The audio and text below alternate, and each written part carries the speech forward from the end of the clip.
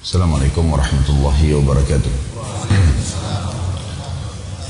Alhamdulillah, terus kita memuji Tuhan kita Allah subhanahu wa ta'ala atas segala nikmatnya.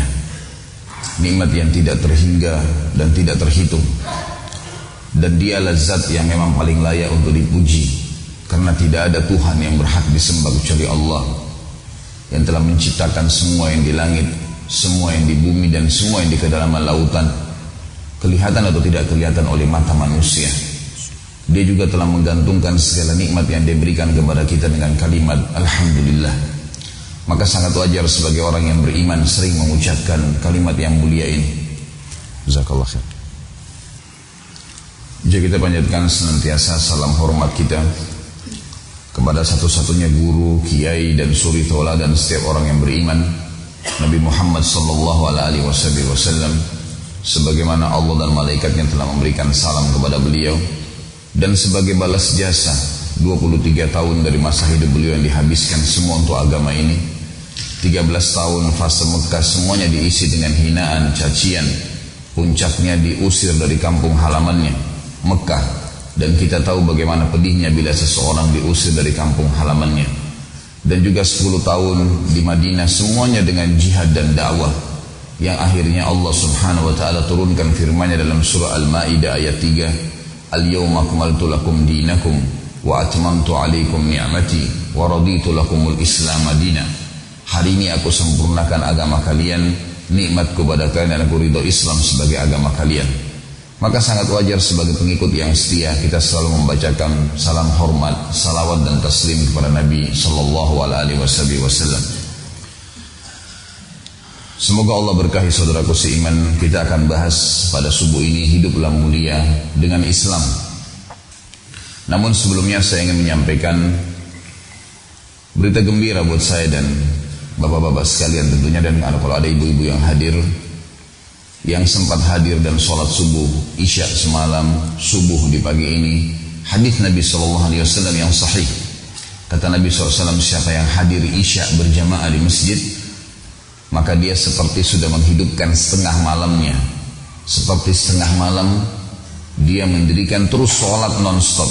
Dan siapa yang sholat subuh berjamaah di masjid, maka sama dengan dia menyempurnakan setengah yang tersisa. Dan ini berarti sama dengan semalam suntuk kita tidak, atau kita selalu mengerjakan sholat malam. Saya sangat gembira mendengarkan berita kalau di masjid ini selalu penuh sholat subuhnya. Semoga saja ini bisa bertahan dan diikhlaskan niatnya. Dan semoga juga ini terjadi di seluruh wilayah kaum muslimin. Karena kelemahan Islam akan kelihatan pada saat rumah Allah kosong. Tapi kalau rumah Allah terisi, maka secara otomatis pastilah mereka makin dekat dengan Tuhan mereka. Seorang anak muda di Amerika, Muslim, ketemu dengan seorang Yahudi, teman kuliahnya. Lalu si Muslim berkata pada saat jeda istirahat kuliah, mungkin kalian sekarang menang menjajah wilayah kami di Palestina, dan masih belum ada kekuatan Islam yang bisa mengalahkan kalian untuk sementara. Tapi kami yakin sebagai seorang Muslim ada hadis Nabi kami yang berbunyi, nanti di akhir zaman pada saat Dajjal keluar, Nabi Isa akan turun, akan terbunuh Dajjal di wilayah sana. Dan nanti kalian akan berserakan melarikan diri dari kaum muslimin sampai-sampai kalian sembunyi di bawah pohon dan di atas batu. Dan pohon dan batu itu akan berbicara, hai Muslim, ini Yahudi, bunuhlah dia. Ini perkataan si Muslim kepada anak muda Yahudi tadi, mengingatkan kalau umat Islam pasti akan menang. Si Yahudinya malah tertawa, teman-teman sekalian. Tertawanya bukan tertawa tidak percaya, malah dia mengatakan, kami pun mengetahui hadis Nabi kalian itu, tapi yang akan mengalahkan nanti kami bukan orang seperti kamu ini. Yang akan mengalahkan kami adalah umat Islam yang sholat subuhnya seperti sholat Jumat. Ternyata Yahudi pun faham bagaimana kalau umat Islam memenuhi rumah-rumah Allah, terutama di sholat subuh yang dianggap banyak orang masih tidur, orang malas ke masjid. Kalau itu bisa dikerjakan, maka insya Allah ibadah-ibadah yang lainnya akan lebih mudah. Ini yang saya sampaikan hanya sekedar untuk memotivasi diri saya dan jemaah sekalian untuk komitmen tinggal menjaga sampai ajal datang insya Allah. maka kita akan pasti mendapatkan hasil yang akan kita sudah dijanjikan. Baik, kita akan bahas teman-teman sekalian masalah Islam. Islam ini atau sebelumnya, agama sebenarnya dari zaman Adam alaihissalam sampai Nabi Muhammad alaihi wassalam adalah satu, hanya Islam, tidak ada agama lain. Semua nabi-nabi membawa agama Islam, tidak ada agama yang lain. Definisinya Islam adalah siapapun yang menyerahkan dirinya kepada Allah sepenuhnya, termasuk mengikuti dan mengimani semua yang Allah ingin untuk diimani, risalah nabi-nabi. Ulama memberikan gambaran di zaman Musa alaihissalam, misal contoh agar lebih dekat waktunya dengan Nabi Muhammad SAW.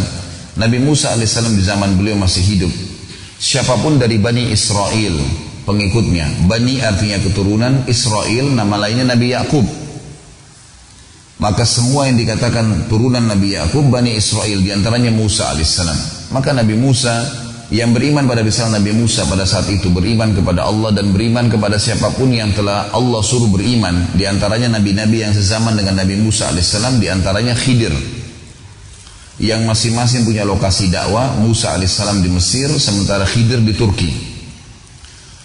Maka dia dikatakan Muslim. Kalau datang seorang Rasul baru di lokasi dakwah yang sama sebelum datangnya Nabi Muhammad alaihi wassalam, maka harus setiap penduduk di lokasi itu beriman pada Rasul yang baru. Karena teman-teman sekalian, ada bedanya antara Nabi sama Rasul. Kalau Nabi seseorang yang Allah utus khusus mengingatkan kaumnya apa yang disampaikan oleh Nabi dan Rasul sebelumnya. Tapi kalau Rasul seseorang yang membawa ajaran baru yang menghapus ajaran sebelumnya. Allah subhanahu wa ta'ala mengutus 124.000 nabi, diantaranya 313 rasul, sebagaimana disebutkan dalam sebuah riwayat yang sahih. Di zaman Nabi Musa alaihissalam berdakwah sampai beliau meninggal, khusus untuk Bani Israel saja, siapapun yang mengikuti risalah beliau sebelum datang Rasul setelah beliau, maka dikatakan Muslim.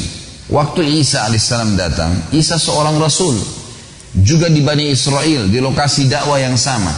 Berarti seluruh Bani Israel wajib mengikuti risalah Nabi Isa alaihissalam.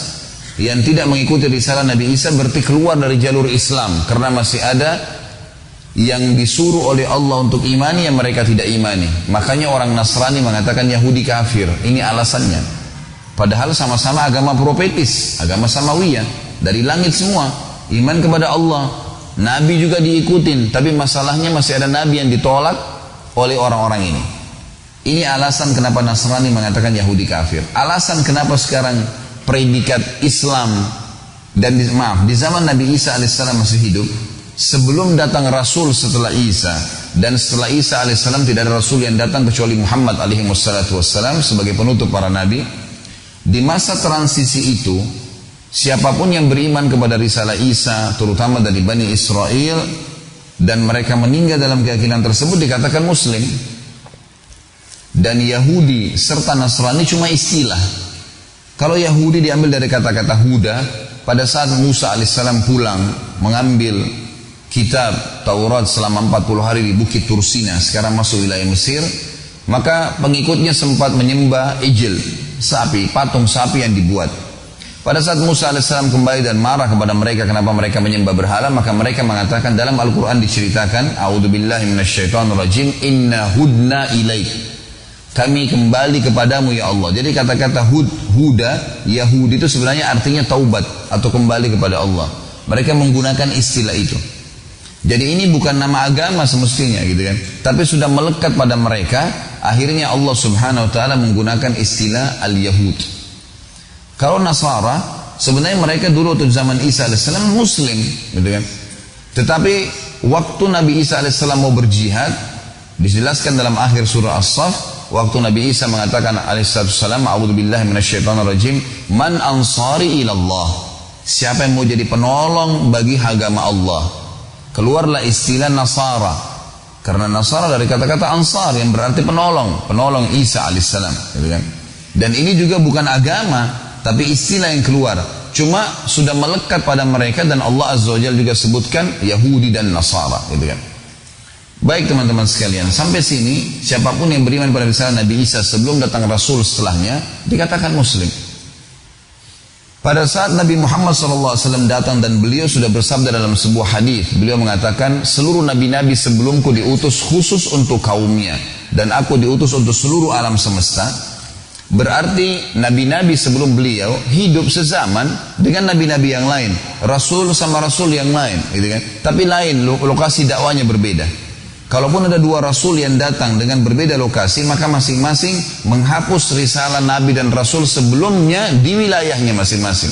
Kita tahu misalnya Ibrahim alaihissalam sezaman dengan ponakannya Lut, tapi masing-masing punya lokasi dakwah. Ibrahim alaihissalam memiliki 3 lokasi dakwah: Babilonia, Irak; Palestina di negeri Syam; dan juga Mekah. Sementara Nabi Lut alaihissalam, keponakan beliau, memiliki lokasi dakwah Yordania, yang kita kenal dengan ada laut mati, di mana kaum Lut disiksa oleh Allah Subhanahu wa taala di sana. Tapi ini lokasi antara Palestina sama Yordania cuma perbatasan saja. Masing-masing punya nabi. Kita tahu Musa alaihissalam sezaman dengan Khidir, Mesir. Nabi Musa alaihissalam di Mesir, di Afrika. Di seberang melewatin Laut Merah saja, maka ada lokasi Turki, wilayah Asianya, dulu wilayah Nabi Khidir, dan itu bersebelahan, nabi sama nabi bersebelahan, gitu kan. Masing-masing punya lokasi dakwah. Isa alaihissalam sezaman dengan Yahya, Zakaria, dan Nabi Zakaria adalah paman, gitu kan, kena paman sebenarnya, pamannya Maryam alaihimussalatu wassalam. Dan Isa alaihissalam ya, sezaman dengan pamannya Zakaria, dan juga ya, sezaman dengan sepupunya sendiri Yahya, karena ibunya Yahya sama ibunya Isa alaihimussalatu wassalam bersaudara, gitu. Makanya disebutkan dalam surah Al-Imran tentang keluarga Imran ini, ya, panjang lebar cerita tentang masalah itu. Nabi Muhammad SAW waktu datang beliau mengatakan, dan saya diutus untuk seluruh alam semesta. Artinya dengan datangnya Nabi Muhammad SAW tidak ada lagi batas wilayah. Seluruh muka bumi ini semuanya harus mengikuti risalah beliau, penutup. Dan ini yang disebutkan oleh Allah SWT dalam Al-Quran, A'udzubillahi minasyaitonirrajim, wa ma arsalnaka illa rahmatan lil alamin. Kami enggak utus kaum Muhammad kecuali untuk petunjuk bagi alam semesta, gitu. Jadi dengan datangnya Nabi Muhammad SAW membawa risalah samawiyah, tanpa melihat beliau dari turunan Arab atau jazirah Arab, yang jelas beliau adalah Rasul terakhir, maka semua orang dari suku manapun, bahasa apapun yang dipakai, ya, tinggal di wilayah manapun muka bumi, harus beriman pada risalah beliau. Dan yang beriman pada risalah beliau dari suku manapun, mau orang bule dari Amerika, mau orang Arab dari Jazirah Arab, mau orang Melayu dari Asia Tenggara, mau orang hitam dari Afrika, namanya Muslim. Nggak ada perbedaan di antara mereka. Halal haramnya Allah berlaku pada mereka. Dan Islam diberikan predikat untuk kita umat Muhammad SAW, karena kita adalah umat yang mengimani Allah Subhanahu wa taala dan mengimani semua apa yang Allah suruh imani. Kita mengakui Isa alaihissalam adalah nabi, Musa alaihissalam nabi, dan seluruh nabi-nabi. Karena Allah mengajarkan dalam akhir surah Al-Baqarah, la nufarriqu baina ahadin min rusuli. Kita tidak akan membeda-bedakan untuk beriman kepada risalah semua rasul-rasul, ya, yang telah diutus. Dan juga kita tahu rukun iman kita salah satunya iman kepada kitab-kitab dan iman kepada rasul-rasul. Kalau ada seorang muslim mengatakan Isa bukan nabi, dia bisa kafir. Makanya banyak teman-teman kita Nasrani, mereka faham kita membenci Nabi Isa alaihissalam. Ada seorang guru saya yang saya sangat hormati, namanya Syekh Muhammad Jamil Zainu. Semoga Allah sembuhkan beliau, lagi stroke sekarang di Mekah. Sebenarnya saya tidak pernah belajar langsung dari beliau, tapi saya suka otodidak baca buku-buku beliau, dan banyak yang saya gunakan dalam ceramah saya di Indonesia. Dan saya tidak pernah temukan, subhanallah, ada guru seperti beliau, ada orang muslim satu-satunya yang saya temukan, ya, yang menulis di bukunya, semua buku beliau punya karya kalau tidak salah 37 judul. Dan di buku, di awal lembar bukunya beliau tulis, setiap muslim punya hak untuk mencetak ulang buku ini, boleh sebarin, dan yang mau sebarin cuma-cuma silakan hubungi penulis, ditulis nomor teleponnya. Saya pernah telepon, lalu saya ke rumahnya di Mekah. Begitu ketemu saya, langsung salaman, dan saya sudah telepon sebelumnya. Lalu beliau memeluk saya, Masya Allah, kemudian menyambut dengan sangat hangat. Salah satu karya tulis beliau itu judulnya Kaifah Tadaitu, bagaimana saya mendapatkan hidayah. Saya tidak tahu di Indonesia sudah terjemahkan atau belum, tapi buku ini sangat bagus, kisah tentang mu'allaf yang masuk Islam. Buku itu teman-teman sekalian, di antara kisah yang dia sebutkan kepada saya dan menarik adalah dia bilang ada teman saya dulu di negeri Syam. Kebetulan beliau dari Syria asalnya, mendapatkan warga negara Saudi. Beliau bilang ada teman saya Nasrani, satu kampus dulu sama saya di Syam. Fakultas yang beliau masuki fakultas umum, gitu kan. Tapi beliau sering hadir di halaqah para ulama sehingga akhirnya menjadi penulis buku-buku Islam itu. Beliau bilang saya lalu merangkul teman saya Nasrani satu kelas sambil memegang pundaknya saya berkata, wahai saudaraku, bagaimana pendapatmu kalau saya berkata asyhadu an la ilaha illallah wa anna Isa Rasulullah wa anna Muhammadar Rasulullah? Bagaimana pendapatmu kalau saya mengatakan saya bersaksi tidak Tuhan yang berhak disembah kecuali Allah, Isa benar utusan Allah dan Muhammad utusan Allah? Si Nasrani ini berpikir sebentar sekali, dia bilang hanya berpikir kurang dari 1 menit. Lalu dia bilang, kalau begitu saya juga mengatakan asyhadu an la ilaha illallah wa anna Isa Rasulullah wa anna Muhammad Rasulullah, karena mereka menggunakan bahasa Arab. Maka orang ini sudah muslim karena dia mengikrarkan syahadatain dan dia cuma mengikrarkan Isa alaihissalam. Dan memang itu tidak masuk dalam syahadat kita, tetapi ada masuk dalam rukun iman kita. Orang ini sudah muslim. Ternyata kata Syekh Muhammad Jamil Zainu, banyak orang-orang non muslim, terutama agama Samawiyah, Yahudi atau Nasrani. Nasrani secara khusus di sini karena mereka mengira kita membenci Isa alaihissalam. Padahal sebenarnya orang Islam mengimani tentang kenabian Nabi Isa alaihissalam, dan disebutkan khusus ada surah Maryam menceritakan tentang Maryam alaihissalam ibunya, kemudian bagaimana proses melahirnya, bagaimana pengikraran tentang kenabian Nabi Isa alaihissalam. Juga surah Al-Maidah, turunnya makanan dari langit atas doa Nabi Isa alaihissalam agar diturunkan untuk Bani Israel sebagai tanda-tanda kebesaran Allah subhanahu wa ta'ala. Jadi teman-teman sekalian, agama yang kita anut ini, yang sekarang anda mengatakan saya muslim, ini bukan agama baru. Memang cuma satu agama semua nabi-nabi. Dan dikatakan predikat muslim diberikan pada seseorang dari suku manapun dia, kalau dia mengimani Allah dan siapapun atau apapun yang Allah suruh imani, di antaranya seluruh nabi-nabi dan rasul. Makanya predikat Islam diberikan kepada kita. Teman-teman sekalian, agama yang diterima di sisi Allah memang cuma satu, Islam ini, nggak ada yang lain. Jadi anda tidak perlu ragu untuk menyebarkan agama Islam, karena Allah subhanahu wa ta'ala menyebutkan dalam surah Al-Imran, surah nomor 3 ayat 19. A'udzu billahi minasyaitonir rajim. Bismillahirrahmanirrahim. Innad dina 'indallahil Islam. Wa ma ikhtalafa alladziina utul kitaba illa min ba'di ma ja'ahumul 'ilmu baghyan bainahum wa may yakfur bi ayatillahi fa innallaha sari'ul hisab. Sesungguhnya agama yang diterima di sisi Allah hanya al-Islam. Ya, yang memang tadi saya sudah sebutkan definisinya panjang lebar, dan hanya ada predikat pada Nabi Muhammad SAW karena beliau penutup para nabi, mengimani semua risalah nabi-nabi dan mengimani Allah subhanahu wa ta'ala. Dan sesungguhnya tidak berselisih ahli kitab Yahudi dan Nasrani tentang kebenaran apa yang datang pada mereka, risalah Nabi Muhammad SAW, kecuali justru sudah datang ilmu pada mereka. Ibnu Abbas berkata, tafsir surah Al-Fatihah, ghairil maghdubi alaihim waladdallin, ya Allah, bukan selamatkanlah kami, jangan jadikan kami termasuk orang-orang yang kau murkahi, maghdubi alaihim waladdallin, dan orang sesat. Kata Ibnu Abbas, sahabat Nabi yang mulia terkenal dengan ulamanya para sahabat, beliau mengatakan maghdubi alaihim adalah Yahudi. Allah murka pada orang-orang Yahudi karena mereka tahu kebenaran, mereka tidak mau mengikuti risalah Nabi SAW. Dalam ayat lain Allah mengatakan ya'rifunahu kama ya'rifuna abna'ahum. Mereka mengenal siapa Nabi Muhammad SAW sebagaimana mereka mengenal anak-anak mereka. Karena dalam kitab Taurat disebutkan sampai ciri paras wajah Nabi, warna kulitnya, rambutnya, nama orang tuanya, seterusnya, gitu kan. Waladdallin, dan bukan orang-orang yang sesat. Ini dikatakan oleh Ibnu Abbas adalah orang-orang Nasrani. Karena mereka mau menyebarkan agama mereka, tapi mereka dalam kondisi salah, mengatakan Tuhan punya anak. Sementara konsep dasarnya Allah mengatakan dalam Al-Ikhlas 4 ayat yang masyhur, Qul huwallahu ahad. Ikrarkan dengan fikiran kalian, dengan lisan kalian, yakini dengan hati kalian, Allah itu Esa, tunggal. Allahus samad, Allah yang segala sesuatu bergantung padanya. Lam yalid wa lam yulad, memang gak ada asasnya, tidak beranak, tidak beranak, tidak ada orang tuanya, gak ada anaknya. Karena kalau ada orang tuanya Tuhan itu, maka sampai kapan nih jalurnya? Ayah ibunya pasti ada kakek neneknya, seterusnya. Siapa lagi yang awalnya? Memang Allah tidak ada orang tuanya, tidak ada anaknya. Kalau ada anak maka ada cucu, ada cicit dan seterusnya. Sampai kapan nih?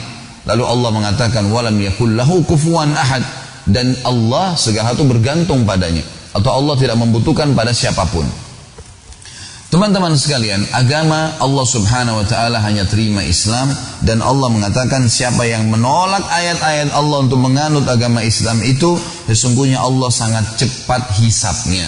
Sangat cepat hisabnya.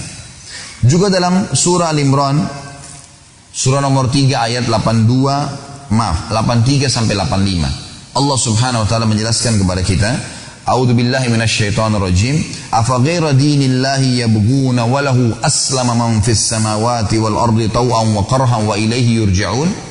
Apakah selain agama Allah yang telah dibawa oleh risalah Muhammad sallallahu alaihi wasallam ini mereka mau pilih, sementara Allah yang telah mengutus agama Islam ini segala sesuatu di langit dan di bumi ini tunduk padanya, baik dalam keadaan patuh ataupun membencinya. Kalau ada orang-orang yang kafir pun tetap dia harus ikut dengan sistem yang telah Allah ciptakan. Pergantian siang malam, pada saat dia lapar dia harus makan, ada sistem. Walaupun dia tidak suka, dia harus laluin sistem itu, kata Allah. Dan hanya kepadanya lah kalian akan dikembalikan.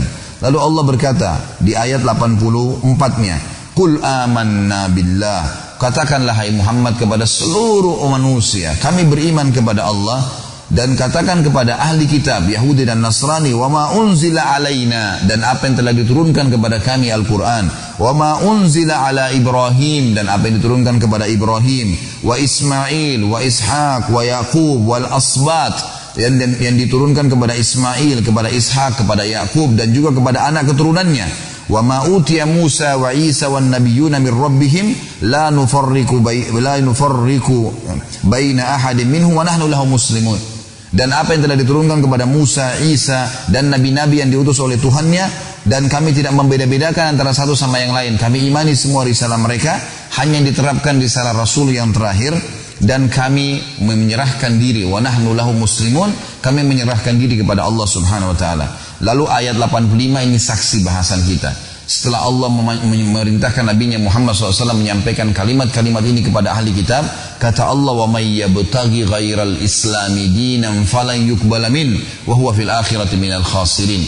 Siapa yang coba-coba pilih selain Islam sebagai agamanya, maka tidak akan diterima darinya, dan dia termasuk di akhirat orang-orang yang rugi, orang-orang yang merugi.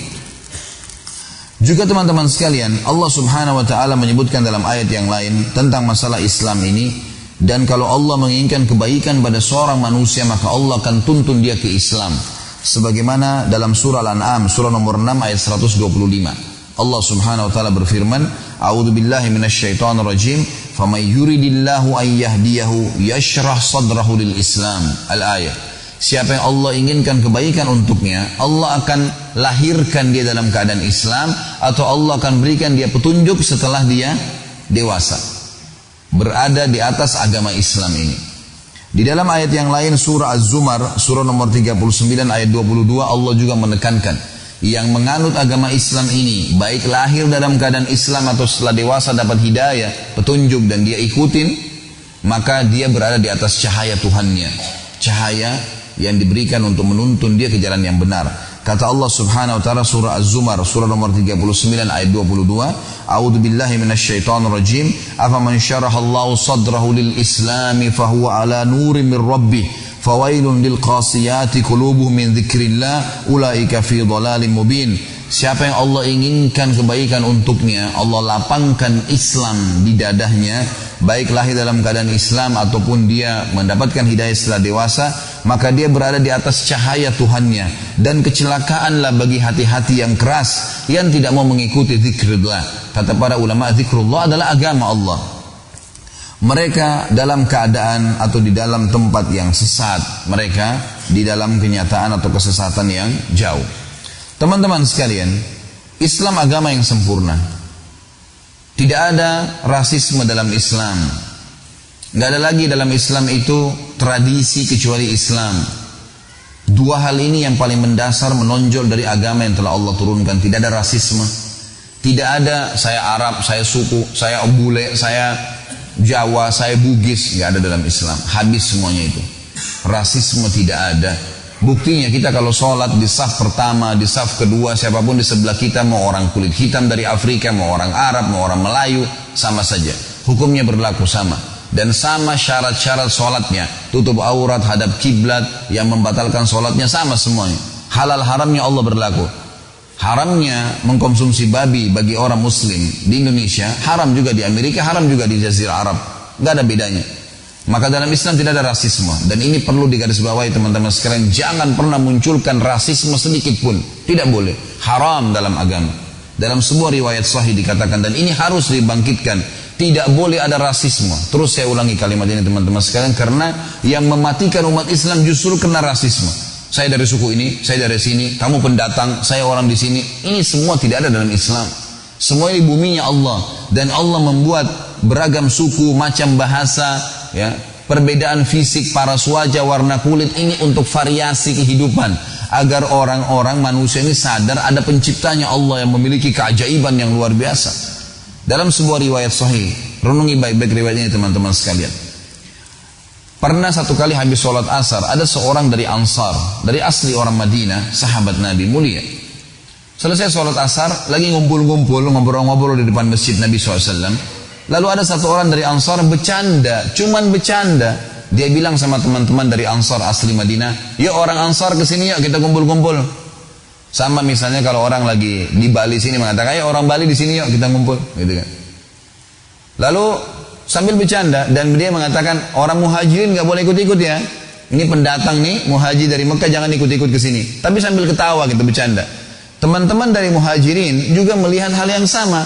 Oh, bercanda nih. Ada satu orang bercanda mengatakan, hai orang-orang muhajirin ke sini yuk, ngumpul-ngumpul. Ansar gak boleh ikut-ikut ya. Sambil mereka tertawa-tawa gitu, senyum saja. Waktu Nabi SAW keluar, guru dan kiai kita teman-teman sekalian, Nabi penutup, beliau orang yang diutus oleh Allah untuk menyempurnakan agamanya, keluar wajah beliau memerah. Langsung tiba-tiba Nabi SAW marah dan berkata, da'ha fa innaha mumtinah. Tinggalkan rasisme seperti ini, karena ini yang membinasakan kalian. Padahal cuma bercanda sahabat. Gak boleh, bercanda pun gak boleh. Gak ada dalam Islam itu, selesai. Mau pendek, mau tinggi, mau dari suku apapun, mau cacat, mau sempurna, mau kaya, mau miskin, mau penjabat atau orang biasa, dalam Islam tidak ada perbedaan. Kecuali dengan ketakwaan. Dan sabda Nabi SAW masyhur, la farqa bainal arabi wa ajami illa bittaqwa. Enggak ada perbedaan antara orang Arab dan orang Ajam kecuali dengan ketakwaan. Jelas. Firman Allah SWT juga mengatakan jelas sekali, a'udzubillahi minasyaitonirrajim, ya ayyuhan nas, hai sekalian manusia, inna khalaqnakum min dzakarin wa untha wa ja'alnakum syu'uban wa qabaila lita'arafu inna akramakum indallahi atqakum. Al-ayat. Hai sekalian manusia, kami telah ciptakan kalian dari laki-laki dan perempuan, tidak ada jenis kelamin yang ketiga, laki-laki dan perempuan saja. Dan kami menjadikan kalian berbangsa-bangsa dan bersuku-suku, beda bahasa, beda warna kulit, beda warna rambut, beda paras wajah, agar kalian saling mengenal. Kata para ulama, lita'arafu, makna yang paling tepat adalah agar kalian saling mengenal siapa pencipta kalian, Allah. Bukan hanya sekedar mengenal, menikah, berteman, bukan cuma sekedar itu, melihat keajaiban Allah. Sesungguhnya orang yang paling mulia di sisi Allah adalah orang yang paling bertakwa, yang paling patuh sama Allah, maka dia yang paling mulia. Teman-teman kalau belum tahu saya jelaskan. Kalau sudah tahu alhamdulillah. Luqman yang disebutkan dalam surah Luqman, itu teman-teman sekalian khilaf di antara ulama apakah dia nabi atau orang saleh. Tapi yang jelas disebutkan ciri Luqman dalam beberapa riwayat, orangnya dari padang pasir Afrika, kulitnya hitam pekat, badannya gemuk, orangnya pendek. Ini bukan aib bagi beliau, tapi Allah Subhanahu wa taala sebutkan namanya dan kekalkan dalam Al-Qur'an, gitu kan. Ini luar biasa karena ketakwaannya. Bilal alaihissalam Bilal radhiyallahu anhu dulu seorang budak Habasyah, diperjualbelikan, dipukul, dicambuk di Mekah. Tapi setelah masuk Islam teman-teman sekalian dimuliakan oleh Allah. Sampai kata Nabi SAW, wahai Bilal, apa yang kau lakukan sampai terompah sendalmu saya dengarkan di surga, sementara kau masih di sini. Kata Bilal radhiyallahu anhu sambil menangis, ya Rasulullah, saya tidak kerjakan apa-apa kecuali setiap habis wudu saya selalu kerjakan sholat 2 rakaat sampai keluarlah sunnah wudu itu. Tapi di sini kita lihat Allah SWT muliakan. Umar bin Khattab pernah mengutus Bilal kepada Khalid bin Walid di panca peperangan dari Madinah. Kata Umar, wahai Bilal, pergilah ke sana. Sengaja Umar bin Khattab mengutus Bilal, pergilah ke sana, karena di pasukannya Khalid bin Walid ini banyak ikut orang-orang Quraisy. Karena dianggap Khalid bin Walid ini adalah orang yang dulu orang kaya raya, pejabatnya Mekah, sekarang masuk Islam, maka banyak orang yang mau ikut di pasukannya karena dianggap dia orang punya kedudukan di jahiliyah dan juga sekarang gitu kan. Mulailah muncul sedikit rasisme, muncul sedikit perasaan lebih baik. Gitu. Maka Umar radhiyallahu anhu mendengar itu, Umar ingin menghancurkan rasisme ini. Dia utus Bilal dari Madinah. Kebetulan sampai informasi ke Umar radhiyallahu anhu bahwasanya Khalid bin Walid berkhianat dalam masalah ghanimah. Ada ghanimah yang disembunyikan. Padahal ini cuma dusta, fitnah. Umar radhiyallahu anhu sudah tahu siapa Khalid bin Walid. Enggak mungkin, ini sahabat Nabi yang mulia, jujur, amanah. Tapi Umar ingin menunjukkan sebuah poin yang lain. Maka Umar radhiyallahu anhu mengutus Bilal, mengatakan, Bilal, bawa surat ini kepada Khalid bin Walid di sana. Dan ingat, jangan bacakan surat ini kecuali kau sampaikan kepada dia salam saya dan katakan Amir Mu'minin Umar bin Khattab menyuruh engkau wahai Khalid meletakkan pipimu di tanah dan disuruh aku meletakkan kakiku di atas pipimu. Bilal waktu dengar itu, ya Amir Mu'minin, ini perbuatan yang berat. Khalid bin Walid disuruh letakkan pipinya di tanah lalu diinjak baru dibacain surat, itu nggak gampang. Gimana caranya? Dia juga bekas budak dulu di Mekah. Ya, ini.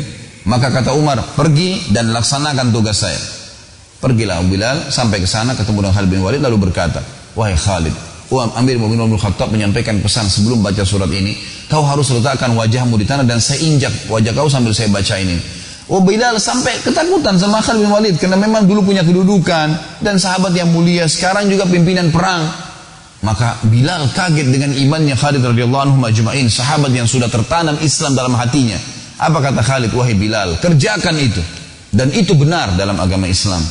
Jadi dia memang Khalid bin Walid juga sudah mencium di pasukannya ini ada sedikit muncul rasisme. Oh ini kita dari Quraisy nih, berarti kita lebih hebat gitu. Maka Khalid bin Walid keluar memegang tangan Bilal sambil berkata, wahai pasukanku, Bilal, sahabat Nabi yang mulia dan tidak ada lagi rasisme dalam Islam, telah diutus oleh Amir Mu'minin untuk memastikan apakah saya berkhianat dalam ghanimah atau tidak dan bertanya kepada saya. Dan pesan Amir Mu'minin Umar bin Khattab agar saya meletakkan pipi saya di tanah dan disuruh Bilal menginjaknya sambil membacakan risalah Amir Mu'minin. Maka Bilal akan melakukan dengan izin saya, maka tidak boleh ada yang marah dengan dia. Khalid bin Walid pun di tengah lapangan luas, di kancah peperangan, di tengah-tengah pasukannya meletakkan pipinya di tanah sambil mengatakan, Bilal letakkan kakimu. Diletakkan di atas pipi baru dibacakan. Suratnya Umar bin Khattab. Ditanya, wahai dari Amir Mu'minin bin Khattab kepada ya pimpinan perang Khalid bin Walid, apakah benar sampai kepada saya berita kau berkhianat dalam ghanimah? Jawab iya atau tidak. Maka Khalid mengatakan tidak, tapi sambil diinjak pipinya oleh Bilal radhiyallahu anhu majma'in.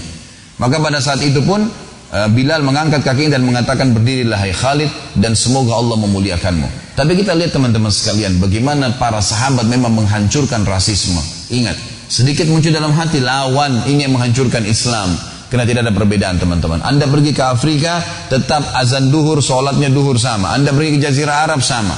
Tuhan kita satu, kiblat kita satu, Nabi kita satu, Quran kita satu. Kenapa harus ada perselisihan?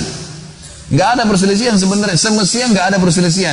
Dan perlu diperbaiki teman-teman sekalian, hadis yang sering disampaikan, mohon maaf, bahkan kadang-kadang dengan sebagian dai kita, ikhtilaf ummati rahmah. Ini hadis dusta, maudhu, bohong. Tidak pernah Nabi SAW sampaikan. Anda kembalikan ke buku-buku hadis, masuk dalam maudhu'at, hadis dusta. Masa Nabi SAW mengatakan ikhtilaf umatku rahmah? Dari mana ini? Berarti kita disuruh berselisih dong kalau gitu.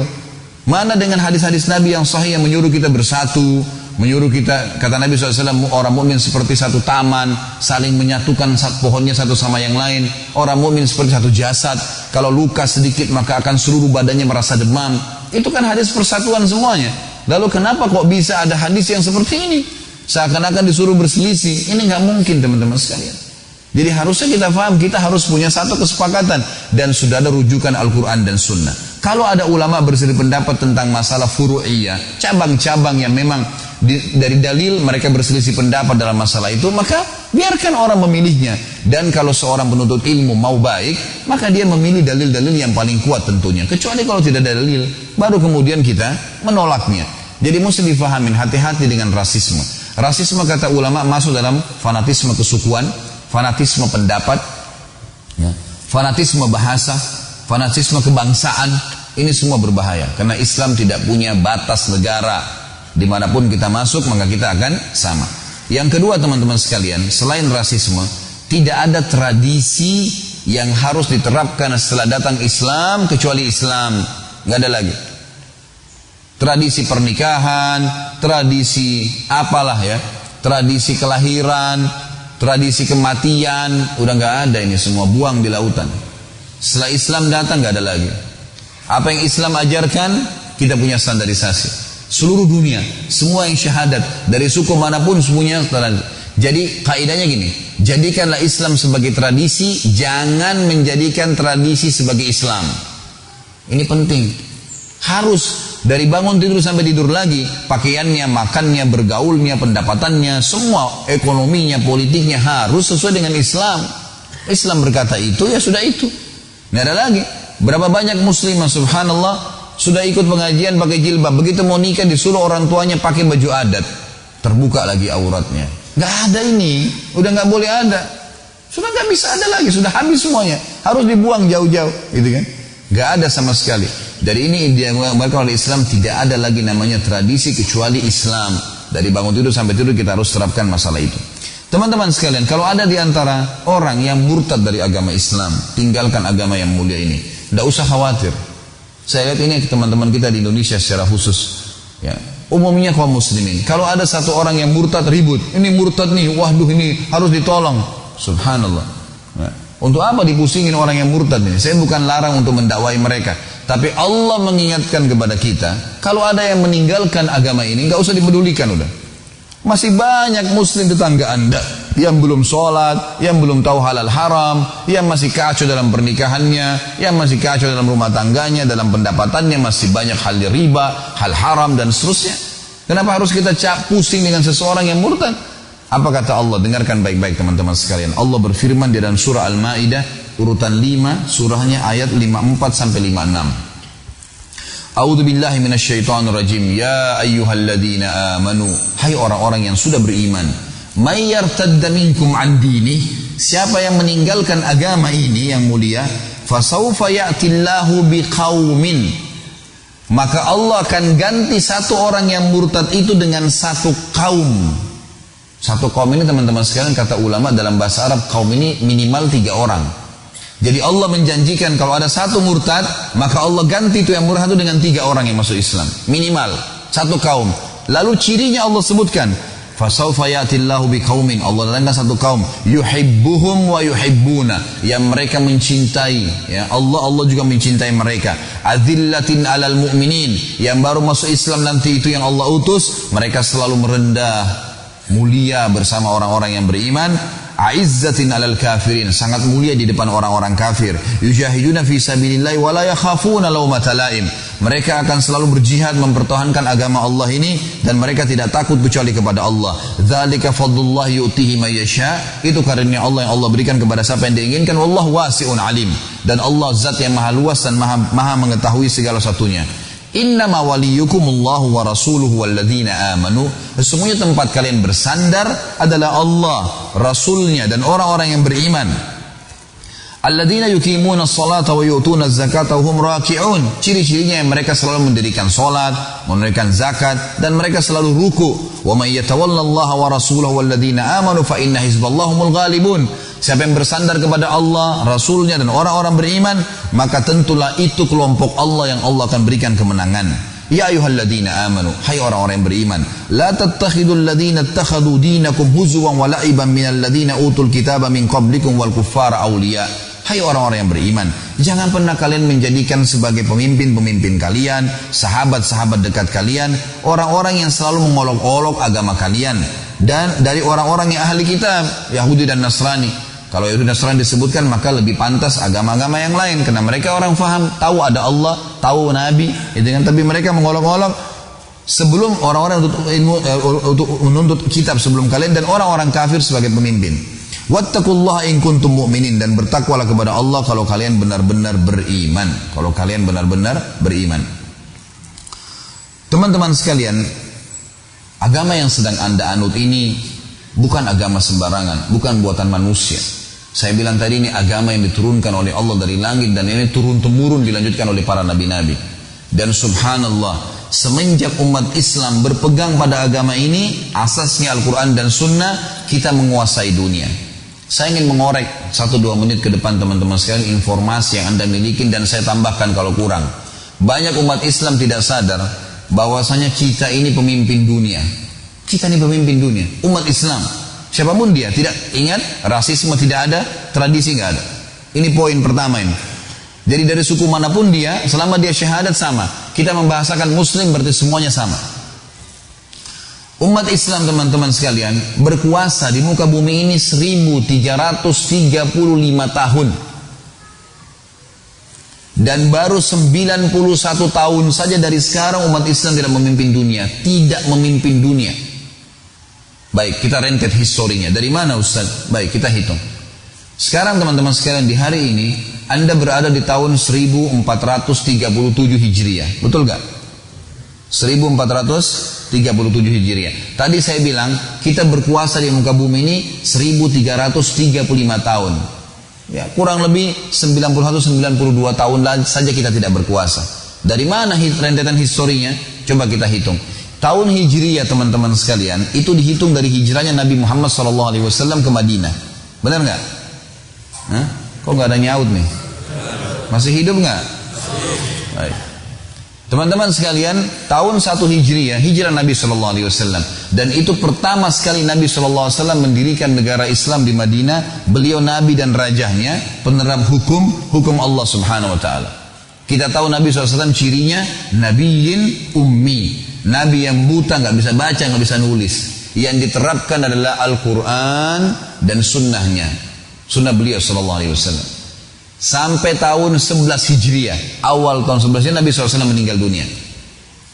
Kemudian datang Khalifah Rashidah yang pertama Abu Bakar dari tahun 11 sampai tahun 13. Setelahnya datang Umar bin Khattab dari tahun 13 sampai 23. Dan di zaman Umar bin Khattab ini setengah dunia dikuasai oleh Islam. Karena tahun 14 Hijriah terjadi perang Yarmuk, ekspansi Islam ke wilayah Syam, utara Jazirah Arab, Palestina, Syria, Lebanon dan Yordania, dan bagian Asia dari Turki, serta Amr bin As radhiyallahu anhu ajma'in, sahabat ekspansi juga Islam ke Mesir. Jadi seluruh utara Jazirah Arab itu sudah masuk Islam. Masuk juga bagian baratnya Jazirah Arab, Afrika, Mesir, kemudian Afrika Utara, Tunis, Jazair, Maroko, suku Barbar masuk Islam. Di tahun 15 Hijriah, Umar bin Khattab mengutus pasukan lain dipimpin oleh Sa'ad bin Abi Waqqas menuju ke wilayah Persia, wilayah timur Jazirah Arab, Irak, Iran, Afghanistan, sebagian wilayah India, dan juga sebagian besar wilayah Rusia. Ini takluk di tangan kaum muslimin. Dan akhirnya kita tahu, ya, kalau bapak ibu belum tahu maka saya sampaikan, kalau sudah tahu alhamdulillah. 6 orang periwayat hadis kita dari negeri dari negeri Persia. Bukhari, Muslim, Abu Dawud, Tirmidzi, Ibnu Majah, Nasai, ya. Ini semuanya dari wilayah Persia, ya. Irak, Iran, Afghanistan semua. Karena ekspansi Islam yang luar biasa sampai ke sana. Jadi di zaman Umar bin Khattab tahun 14 sampai tahun 15 Hijriah terbuktikan mukjizat Nabi Muhammad SAW waktu perang Ahzab. Surah Al-Ahzab surah 33 menjelaskan masalah itu. Kita kenal dengan perang Khandak. Pernah satu waktu ada batu yang tidak bisa hancur, maka para sahabat mengatakannya, Rasulullah coba lihat batu tersebut. Nabi SAW datang, lalu Nabi SAW menghantam dengan keras, ya, dengan kampak beliau. Akhirnya batu tersebut pecah dan mengeluarkan cahaya. Lalu beliau bertakbir, Allahu Akbar. Ya. Kemudian bila hantam yang kedua kali tak keluar cahaya lagi, Allahu Akbar, sampai 3 kali.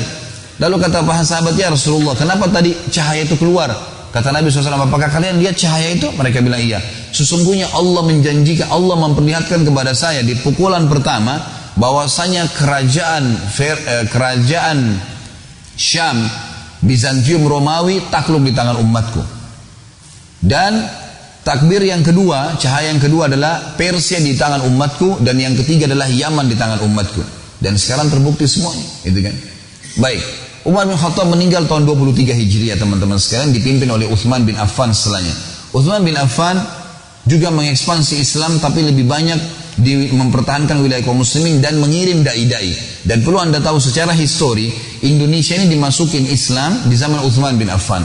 Karena kita punya data-data, ya, beberapa kuburan yang ditemukan di wilayah Aceh yang memang nama-nama ini tidak asing, ya, nama-nama ini tidak asing di buku-buku sejarah Islam. Mereka adalah dai-dai Uthman bin Affan yang berkuasa dari tahun 23 Hijriah sampai 37 Hijriah. Datang setelahnya Ali bin Abi Thalib radhiyallahu anhu majma'in, Khalifah Rashidah yang keempat, memimpin dari tahun 37 sampai 40 Hijriah. Dan perlu Bapak Ibu tahu, ini masa keemasan Islam, namanya Khulafaur Rasyidin. Ya. Perlu kita ketahui Abu Bakar, Umar, Uthman, Ali tidak pernah punya ijazah politik dari Amerika. Bahkan Amerika tidak dikenal pada saat itu. Nggak punya ijazah ya, ekonomi dari Eropa. Tapi bagaimana mereka bisa memimpin? Apakah masuk akal teman-teman sekalian mereka tidak punya cara pengaturan ekonomi yang baik? Tidak punya tatanan masyarakat, pengaturan sosial yang baik? Tidak punya sistem politik yang baik? Ini karena kita tidak paham saja nih. Mereka itu orang-orang Badui dari Mekah, tapi mereka bisa memimpin dunia pada saat itu. Apakah hanya ekspansi begitu saja? Enggak, saudara. Ada sistem yang sudah Allah turunkan dan ini sebaik-baik sistem. Setelah itu, Khulafaur Rasyidin berdiri dinasti pertama dalam Islam namanya Umayyah. Umayyah ini teman-teman sekalian berdiri dari tahun 41 Hijriah, tepatnya 40 Hijriah, akhir 40 Hijriah sampai 132 Hijriah. Dan wilayah kekuasaan ibu kotanya di negeri Syam. Tepatnya antara Syria dengan Palestina. Kemudian datang setelahnya dinasti Abbasiyah. Dari tahun 132 Hijriah sampai 656 Hijriah. Dan takluk di tangan Mongolia pada saat itu. Lalu berdiri dinasti terakhir Islam 670 Hijriah sampai 1335 Hijriah, tepatnya dikenal dengan Turki Utsmaniyah. Gitu kan. Turki Utsmani ini baru berubah dari khilafah menjadi republika itu di tahun 1924 Masehi. Kurang lebih 91-92 tahun yang lalu saja. Sebelumnya ya mereka memimpin dunia. Sebelumnya. Dan subhanallah begitu Turki ikut-ikutan dengan negara-negara Islam lain, mereka menghapus khilafah di tangan Kemal Atatürk. Nggak ada lagi hukum dengan Al-Quran dan Sunnah. Ini yang membuat kita terlambat lah, ini yang membuat beginilah, azan diubah, dimunculkan rasisme. Ya azan itu bahasa Arab, kenapa harus bahasa Arab? Harus diubah jadi bahasa Turki, gitu kan? Semua diubah. Jilbab itu tradisi orang Arab, nggak usah dipakai. Jadi dihapus, dimunculkan rasisme kembali. Akhirnya Islam ditinggalkan dan sekarang sudah mulai di Indonesia nih. Ada Islam Nusantara, gitu kan? Mulai muncul ngawur nih, gitu kan? Akhirnya nanti azan pakai bahasa Indonesia. Nanti setiap wilayah pakai bahasa, orang Jawa pakai bahasa Jawa azannya, orang Bugis pakai bahasa Bugis. Ini sudah kemana-mana nih. Muncul lagi seperti yang dimunculkan oleh mereka. Saya sudah bilang dari awal, jangan ada rasisme, gitu kan? Bahasa Arab digunakan karena Allah turunkan Al-Quran dalam bahasa Arab. Maka kita pelajari bukan karena orang Arabnya, bukan karena orang Arab ini cuma variasi kehidupan, nggak ada fanatisme di situ. Teman-teman sekalian, waktu Turki mulai berkiblat dengan Eropa dan diruntuhkan khilafah, nggak boleh lagi pakai Al-Quran dan Sunnah, sampai militer pun tidak boleh sholat berjamaah dan seterusnya, banyak hal yang dilakukan oleh mereka. Maka akhirnya jadilah Turki sama dengan kita Indonesia, kiblatnya kita bukan lagi Al-Quran dan Sunnah tapi Belanda. Teman-teman di Malaysia kiblatnya Inggris, teman-teman di Afrika, Mesir, Tunis, Jazair, Maroko, Prancis dan seterusnya. Turki pun berpegang pada Eropa. Runtuh semuanya, habis. Akhirnya terpetak-petaklah umat Islam dengan negara-negara masing-masing, sampai orang Indonesia pun atau orang Malaysia datang ke negaranya lewat perbatasan saja bisa ditembak kalau nggak punya izin. Hilang, muncul rasisme, muncul ya pepetak-petakan, dan ini yang berbahaya. Kata Nabi SAW tadi sudah bilang hal yang kecil, ini yang menghancurkan kalian. Tinggalkan tuh, nggak boleh ada batas antara seorang Muslim dengan Muslim yang lain.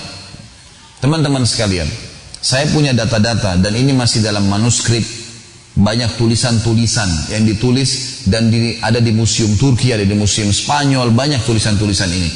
Di antaranya ada teman-teman, ada grup para ustadz-ustadz di WhatsApp, kami saling mengirim, ada data-data tertulis bahwasanya di zaman kerajaan Khilafah Utsmaniyah dulu itu seluruh ya, raja-raja Eropa yang belum masuk Islam, termasuk ada foto, sudah ada foto pada akhir-akhir kerajaan Utsmaniyah, tapi masih hitam putih dan ditaruh dalam sebuah buku. Itu Raja Swedia bukan Islam, Nasrani, Katolik, tapi istrinya ada fotonya itu menggunakan cadar. Dan hampir semua wanita ya, ratu-ratu Eropa pada saat itu yang belum Islam itu wanitanya pakai cadar. Dan ditulis itu dalam bahasa Arab, terjemahannya kurang lebih dia bilang, ini dulu pada saat Islam berjaya dan berpegang pada kitab Al-Quran dan Sunnah Nabi SAW, maka Allah Subhanahu Wa Taala membuat seluruh wilayah non-Muslim pun mengikuti tradisi umat Islam, menjadikan Islam sebagai tradisi mereka. Sampai ratu-ratu mereka pakai cadar karena ratu-ratu Muslimin pakai cadar. Pada saat umat Islam berkuasa, maka mereka menjadikan Islam sebagai contohnya. Para pendeta dan pastor teman-teman sekalian tertulis dalam buku-buku manuskrip tulisan tangan yang sudah lama dari zaman dulu nih. Dari abad ke-18, Masehi 1800, 1900 mereka berkata, kami khawatir dengan anak-anak muda kami ya, karena mereka ya, meninggalkan ya, atau mereka menjadikan Islam sebagai kebiasaan mereka. Sampai seseorang di antara mereka kalau mau melamar seorang wanita merasa bangga kalau namanya nama Islam atau dia bisa menggunakan bahasa Arab. Betul-betul ada datanya, ada data seperti itu. Dan kalau kapal-kapal kaum muslimin dari kerajaan Utsmaniyah dulu lewat ya, di wilayah-wilayah perairan Eropa yang belum masuk Islam di sana, mereka tidak berani membunyikan lonceng gerejanya karena khawatir mengganggu kaum muslimin. Sampai pada tingkat itu. Dan kejayaan luar biasa. Ini bukan karangan saya, ini histori, sejarah. Dari sisi lain teman-teman sekalian, setelah kita meninggalkan Al-Quran dan Sunnah, dan demi Allah tidak ada jalan untuk memuliakan diri kita kembali kecuali kembali kepada wahyu Allah. Apakah masuk akal 1335 tahun kita menguasai dunia secara histori tadi? Kita nggak punya sistem ekonomi yang bagus, kita nggak punya sistem politik yang bagus, kita nggak punya pengaturan tatanan masyarakat yang bagus. Ini pemahaman yang dangkal sekali. Ini bukan main-main. Islam itu lintas negara, lintas suku, lintas bahasa. Tidak ngerti bahasa Arab pun, sholatnya memang bahasa Arab, doanya memang diucapkan dalam bahasa Arab, zikir-zikirnya dalam bahasa Arab. Sama semua, kita punya standarisasi dalam masalah ini. Dari sisi lain teman-teman sekalian, disembunyikan oleh banyak orang-orang non-muslim, dan orang Islam harus tahu masalah ini. Bahwasanya semua teknologi yang ada sekarang, perkembangan yang kita banggakan dari penerangan lampu, dari alat-alat teknologi, kendaraan-kendaraan otomotif sekarang, semuanya teman-teman sekalian dari kaum muslimin. Data-datanya ada. Sampai sekarang manuskrip ada di Spanyol, seperti misalnya orang-orang Eropa pun tahu masalah itu. Sampai ada sekarang mereka buat film yang mengangkat akhirnya itu. Saya lihat beberapa cuplikannya, gitu kan. Saya tidak sarankan tentu Anda khusus nonton film ini, tapi saya sempat lihat cuplikan sedikit saja. Kalau Anda ketik di YouTube, coba tulis ya hal-hal yang tersembunyikan, hal-hal yang disembunyikan dari agama Islam. Ada cuplikan di situ sekitar mungkin durasi 15 menit bagaimana mereka akhirnya mengungkap masalah itu. Teman-teman sekalian, yang paling pertama menemukan teori penerbangan seorang muslim bernama Abbas bin Akhnas. Abbas bin Akhnas masyhur namanya di Eropa. Dulu dia di Spanyol dan ada bukunya. Bahkan dalam buku itu dia menulis teori-teori bagaimana membuat pesawat terbang. Dan dia membuat praktek, dia buat 2 buah sayap dengan tangannya sendiri di zaman itu, gitu kan? Dan dia sempat loncat dari atas gunung sampai mendarat di daratan di bawah, tidak meninggal dunia. Dan teori ini diambil pada saat Spanyol jatuh di tangan kerajaan ya Bizantium Nasrani pada saat itu. Akhirnya umat Islam dihidupkan oleh Spanyol. Buku ini diambil terjemahkan oleh 2 ilmuwan dari Inggris, dan akhirnya dicatatlah dalam sejarah manusia mereka menemukan pesawat. Padahal ini jelas faktanya ada. Yang kedua, kita tahu ilmu matematika yang masyhur. Ada yang mereka bisa hapus, ada yang mereka tidak bisa. Ini tidak bisa mereka hapus. Akhirnya mereka cuma mengatakan ilmu Al-Jabar. Al-Jabar dari mana? Nama seseorang muslim dari Spanyol namanya Abdul Jabbar, ahli matematika yang paling masyhur. Sampai sekarang mereka tidak bisa hapus namanya. Ada yang menemukan lampu yang kita tahu Thomas Edison, padahal sebenarnya dia menerjemahkan buku yang ditulis oleh Al-Jaziri, masyhur. Dan teori Al-Jaziri menemukan lampu, menemukan otomotif, menemukan pesawat terbang, menemukan mesin-mesin dan seterusnya. Dan cukup banyak ilmuwan-ilmuwan muslim yang tidak disebutkan nama-namanya. Belum kita bicara masalah ilmu alam, belum bicara ilmu lautan, mereka sudah pelajarin semua. Dan sampai sekarang teman-teman sekalian di Eropa, yang paling dibanggakan oleh orang-orang Eropa justru peninggalan bangunan kaum muslimin. Seperti di Spanyol, yang paling terkenal jembatan yang dibuat oleh dulu kerajaan Islam, ya bangunan-bangunannya. Sampai sekarang kalau Anda punya kelebihan rezeki, Anda bisa ikut paket umroh sekalian ke Cordova, melihat peninggalan Islam di Spanyol. Luar biasa. Bangunan-bangunan mereka sekarang dibanggakan oleh kerajaan, oleh pemerintahan Spanyol itu sendiri.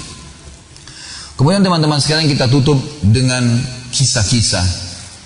Orang yang masuk ke dalam agama Islam ini teman-teman sekalian adalah orang-orang yang pintar. Ada orang bodoh masuk Islam, ada. Tapi kita melihat sisi yang lain, bahwasanya rata-rata yang masuk ke agama Islam ini orang-orang pintar. Dan kita punya fakta sejarah. Sekali lagi, ini fakta, lapangan. Ini bukan dikarang-karang, bukti. Dan subhanallah, yang tinggalkan agama Islam ini rata-rata orang bodoh. Kalau sedikit saja dia punya iman, sedikit saja dia belajar Islam, tidak mau tinggalin agama Islam sampai mati. Walaupun tidak sholat, siap bela agama Islam. Tapi orang-orang non-muslim yang pintar-pintar masuk Islam. Saya sebutkan beberapa kisah. Yang pertama teman-teman sekalian, kisah seorang profesor spesialis kulit dari Muantai. Orang ini kisah sekitar mungkin 7 tahun yang lalu.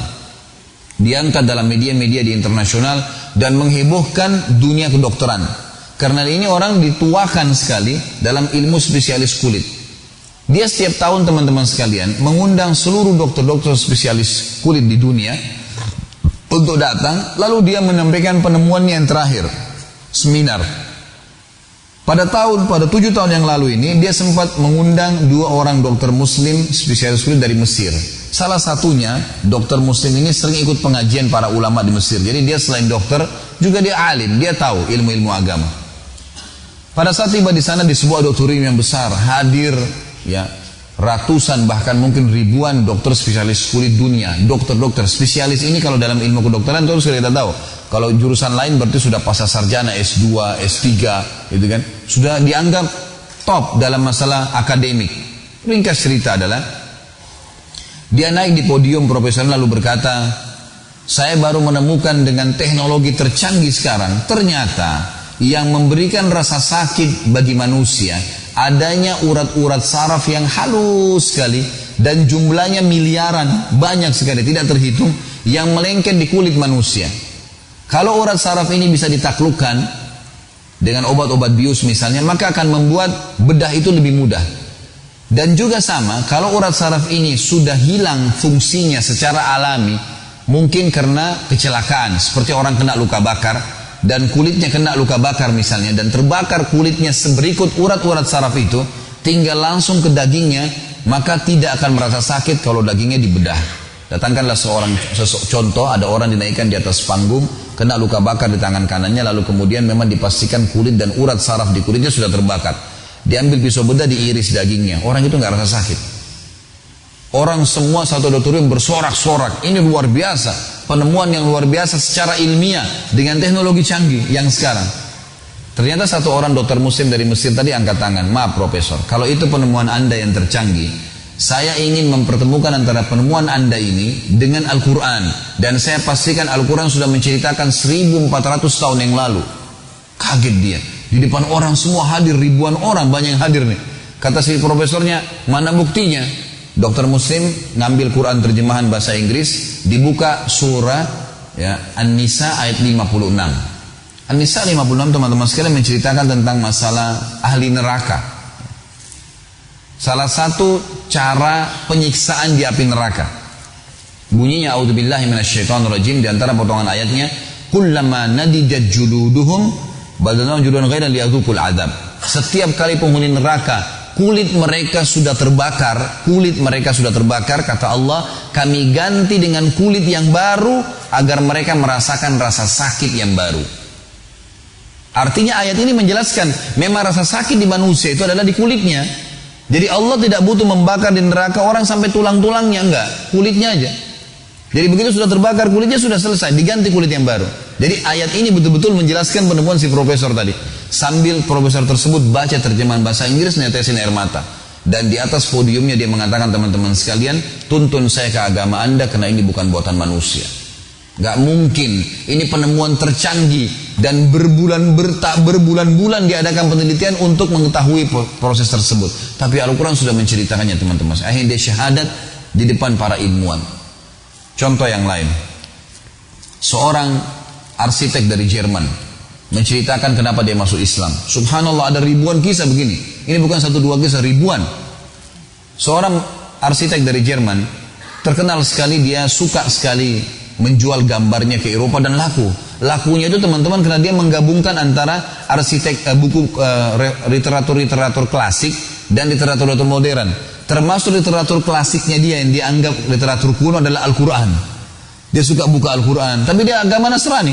Dia buka Al-Quran dan sering dia ikutin ya, arsitektur dalam Al-Quran seperti kisah tentang Fir'aun, piramidahnya, kaum Samud, kaumnya Nabi Saleh. Ya, ini ada menyebutkan tentang gunung-gunung dijebol sama mereka, gitu kan? Tentu khilaf ahli sejarah, dikatakan di Petra, di Yordania, ada yang mengatakan juga ini di wilayah lain, di Madain Saleh di Saudi. Tapi yang jelas memang cirinya mereka gunung-gunung batu dijebol gitu kan. Dan banyak yang lainnya. Dan selalu laku gambarnya. Satu waktu dia ceritakan kenapa dia masuk Islam. Dia bilang saya penasaran, ingin cari tahu dalam Al-Quran ada arsitektur lain nggak? Ada gambaran lain nggak selain yang dulu-dulu nih, umat-umat dulu nih? Dia tidak sengaja buka dengan hikmah Allah, dia buka ayat tentang surga. Dan dia penasaran dengan kalimat arsitektur surga, kalau digambarkan selalu ada kalimat tajri min tahtil anhar, mengalir di bawahnya sungai. Selalu ada kalimat itu. Apa nih rahasianya? Kenapa ada kalimat tajri misalnya di bawahnya mengalir sungai? Apa kelebihannya sungai itu? Sementara surga ini adalah tempat yang sangat dijanjikan bagi orang-orang yang patuh, gitu kan? Ini tempat yang sudah tidak lagi tandingannya, gitu. Apa kelebihannya? Dia terus berpikir sampai muncul ide. Dia punya tanah kosong, kemudian dibangun sama dia. Tanah itu tidak terlalu besar, sekitar 300-400 meter. Dibangunlah, gitu. Dia bangun semua rumah ini mirip dengan rumahnya dia. Ya, rumahnya dia bagus gitu. Cuma bedanya adalah di lantai saja. Rumah baru ini lantainya diganti jadi kaca. Di bawah kaca itu dibuat lagi ada saluran air yang mengalir, gitu kan? Sehingga orang kalau masuk di rumah itu nganggap dirinya akan injak air karena jernihnya kaca itu, gitu kan? Seperti itulah. Selesai bangun rumah 6 bulan, dia belum sempat tinggal, dia pergi ke beberapa negara Eropa 2 bulan. Di negara Eropa keliling, jual-jual gambarnya, tawarin ke perusahaan-perusahaan. Setelah 2 bulan dia bilang saya balik. Tiba di bandara, saya tidak ke rumah saya, tapi saya ke rumah baru itu. Dan ini sebab dia masuk Islam. Saya datang ke rumah baru itu, lalu saya nyalakan semua panel listriknya, lampunya nyala segala. Kemudian saya duduk di sofa saya, termasuk ada panel listrik yang menjalankan air di bawah lantai itu. Dia bilang kemudian saya duduk di sofa. Begitu saya duduk kurang dari 5 menit, semua penat saya 2 bulan hilang. Hilang semua, gak ada penat. Saya penasaran, kira-kira apa penyebabnya nih? Belum minum, belum makan, belum istirahat, cuma duduk saja. Saya lihat gambar wallpaper yang ada di tembok saya sama dengan wallpaper rumahnya. Lampu mewah-mewah tapi sudah ada di rumahnya. Semua diperhatikan satu-satu sampai dia matikan lampu-lampunya. Terakhir tersisa panel listrik air. Mati semua lampu, tinggal panel air itu. Lalu kemudian dia duduk. Dia bilang begitu saya duduk dan saya coba ya menikmatin keadaan, saya temukan ternyata ini rahasianya. Yang membuat penat saya hilang dalam 5 menit setelah capai 2 bulan adalah mendengar gemericik suara air. Dan ini rahasia kenapa surga di bawahnya mengalir sungai. Dikatakan mengalir sungai, ya airnya didengar. Maka karena itu teman-teman sekalian, dia datang ke Islamic Community di Jerman, masuk Islam. Gara-gara itu. Keajaiban bagi dia yang luar biasa. Padahal kita orang Islam tiap hari baca mungkin ayat ini tidak tersentuh, biasa saja gitu. Kisah yang lain teman-teman, maaf saya minta waktu lagi, mungkin 5 menit masih bisa. Ada seorang anak muda muslim di Amerika. Kisah nyata terjadi Ramadan, bulan Ramadan, tepatnya malam 27 Ramadan. Jadi dia muslim ini patuh, mahasiswa. Dia lagi nonton sholat tarawih di Mekah. Waktu itu lagi nunggu antara azan iqamah isya, dia lagi nonton. Tetangganya Nasrani bel, teman dekatnya di kampus, masuk. Begitu masuk, duduk sama-sama di depan sofa lagi nonton TV sama-sama. Sahabat lagi ngobrol-ngobrol. Terus si Nasrani buka pembicaraan mengatakan, apa itu masjid kalian? Kata si muslim, iya. Dan kita tahu tentu bapak-bapak dan ibu yang sering nonton Ramadan, apalagi malam 27 itu seperti haji. Manusia seperti semut banyaknya di Masjid Haram, gitu kan? Luar biasa, gitu kan? Apalagi kamera diambil dari atas, pelatarannya kena, bagian tempat sa'inya, tempat tawafnya penuh manusia, gitu kan. Luar biasa nih malam 27 orang anggap Lailatul Qadar, gitu kan. Jadi penuh. Maka kata si muslim kepada temannya Nasrani, menurut kamu berapa orang itu jumlahnya yang sedang kamu lihat sekarang? Kata dia, kayaknya sih ini jumlahnya ratusan ribu orang, gitu. Kata si muslim, karena dia lihat orang seperti semut banyaknya, gitu kan. Kata si muslim, ini diprediksi sekitar 1,5 juta orang. Karena masjid ini bisa nampung sama jalan-jalannya, pelatarannya semua sampai sejumlah itu. Banyak sekali. Lalu kata, si Nasrani diam. Lalu si muslim bilang, menurut kamu, ini cuma diskusi biasa. Si muslim tidak ada niat untuk mengislamkan dia, gitu kan. Dia mengatakan, menurut kamu, masuk akal nggak kalau manusia sebanyak ini bisa diatur dengan satu instruksi? Satu instruksi saja keluar, ini rapi semua, patuh, nggak ada yang melanggar. Kata si Nasrani, nggak mungkin, nggak masuk di akal. Gimana caranya satu instruksi mengatur manusia sebanyak ini, apalagi tidak saling kenal satu sama yang lain gitu. Kata si Muslim, saya jamin kamu kurang dari setengah menit semua ini jadi patuh, satu instruksi. Kata si Nasrani, bagaimana ceritanya? Coba tunggu sebentar. Kebetulan waktu itu nunggu antara azan dan iqamah Isya. Gak lama kemudian iqamah Isya. Setelah iqamah, Syekh Sudes datang, ucapin satu kalimat, istau. Kita umat Islam sudah sering dengar nih, gitu kan? Tahu. Kemudian orang semua tiba-tiba jadi rapi. Yang duduk berdiri, yang lagi jalan masuk di saf, yang lagi makan berhenti makan, semua jadi rapi. Kena kamera, gitu kan? Rapi semuanya. Kemudian satu instruksi lagi, Allahu Akbar. Semua ikut. Gak ada yang berani melanggar. Kita tahu orang Islam kalau melanggar imam batal sholatnya, gitu kan? Tapi ini kita mungkin tiap hari lihat sholat karena sudah tiap hari dan tidak tahu, akhirnya biasa saja. Bagi orang non-muslim ini satu hal yang luar biasa. Lalu kemudian satu instruksi, baca ayat semua dengar, nggak ada yang berani bantah. Kemudian ruku, Allahu Akbar, ruku semua, nggak ada yang berani angkat kepalanya. Angkat kepala berarti diubah jadi kepala keledai. Gitu kan. Hadis Nabi mengatakan itu, mendahului imam diubah jadi kepala keledai, gitu kan. Jadi kita tahunya itu, tapi mereka nggak lihat. Sami Allahu liman hamida, sama. Sampai salam, satu instruksi. Udah selesai salam. Si Muslim ini rupanya lagi asyik nonton, memang dia lagi tunggu itu, dengarin ayat, lihat keajaiban ramainya orang, gitu kan, dia lagi asyik. Kemudian setelah saya salam dia bilang sama, maaf ya, sama teman Nasrani, saya lupa tadi, kamu mau minum apa? Kalau kami Islam kan lagi puasa. Ditanya, saya Nasrani diam, matanya masih lihat ke layar TV. Setelah selesai salam baru bubar semua nih. 2 kali ditanya, kamu minum apa, mau makan apa? Diam. 3 kali ditanya, diam. Kemudian si Nasrani balik ke Muslim, dia bilang, tuntun saya masuk ke agamamu. Ini gak mungkin buatan manusia. Ini gak mungkin buatan manusia. Gak ada manusia bisa diatur rapi begini kecuali memang ini ada campur tangan Tuhan. Syahadat gara-gara saf sholat. Lihat keajaiban yang terjadi. Dan ada banyak teman-teman sekalian kisah yang seperti ini, luar biasa. Saya akan tutup teman-teman sekalian pertemuan kita ini dengan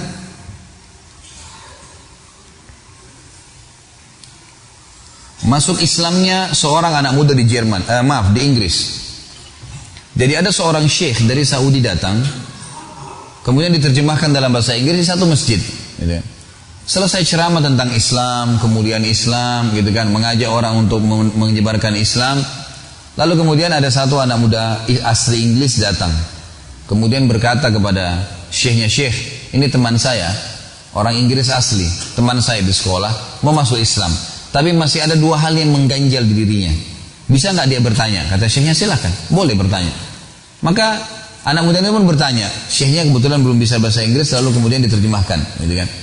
Kata anak muda ini, kenapa kalian umat Islam melarang perempuan kalian salaman sama semua perempuan? Kenapa nggak boleh salaman sama semua perempuan? Gitu kan. Sementara kami bebas mau salaman sama siapa saja.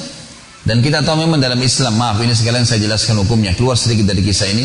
Dalam Islam, maaf Bapak Ibu sekalian, tidak boleh salaman sama sembarangan orang kecuali mahram, gitu kan. Kata Nabi SAW, la yuta'ananna ahadukum bimikhyatin min hadid khairun lahu min antamassu yadi imra'atun la tahillullah. Seseorang dari kalian ditusuk dengan besi yang tajam jauh lebih mulia daripada dia, jauh lebih ringan bagi dia dibandingkan dia menyentuh tangan wanita yang tidak halal buat dia. Kata Nabi SAW, inilah usafihun nisa. Saya tidak pernah menyalami wanita. Memang sudah begitu hukum Islamnya. Jadi kita memang tegur, sapa, salam, iya biasa. Apa kabar, baik, butuh bantuan boleh dalam Islam. Tapi salaman memang dilarang, gitu kan? Sama halnya tidak boleh memandang hal-hal yang haram. Jadi dia mengatakan, kenapa kalian dalam Islam tidak membolehkan wanita kalian salaman sama semua orang? Kenapa nggak seperti wanita kami? Ini syubhat, ya, hal-hal yang diragukan oleh mereka. Maka syekhnya bertanya, kau warga negara apa? Dia bilang Inggris. Siapa ratu kamu di Inggris ini? Kata dia Elizabeth. Kata syekhnya, kau bisa salaman sama Elizabeth? Kata dia bilang tidak bisa. Kenapa tidak bisa? Kata syekhnya. Dia bilang karena itu ratu. Tidak sembarangan orang salaman dengan dia. Kata syekhnya, semua wanita muslimah seperti Elizabeth, ratu, nggak boleh sembarangan orang salaman. Jadi memang ada tujuan syariat ini, bukan main-main, gitu kan?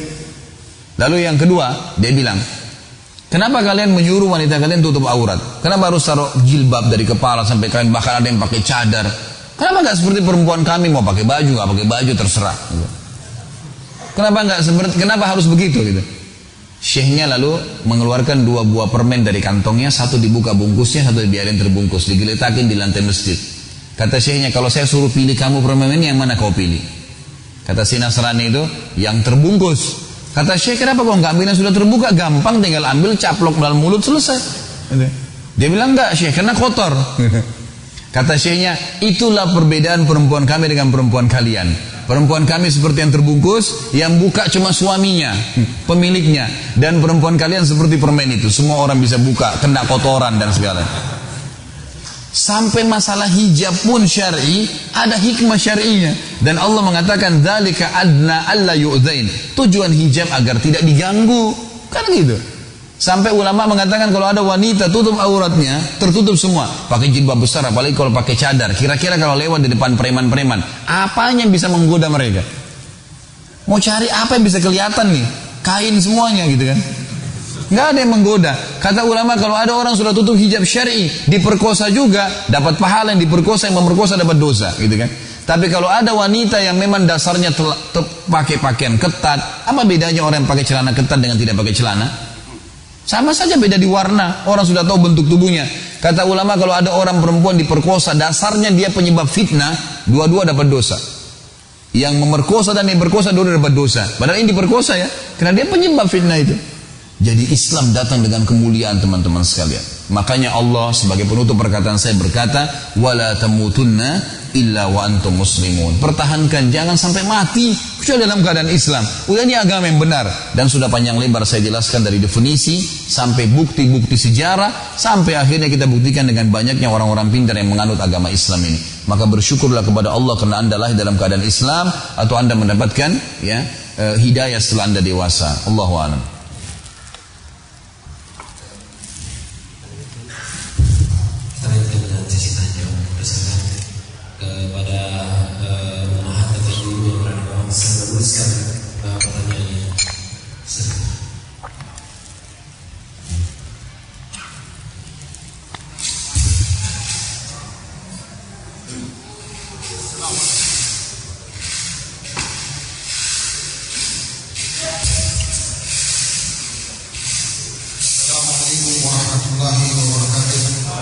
Assalamualaikum.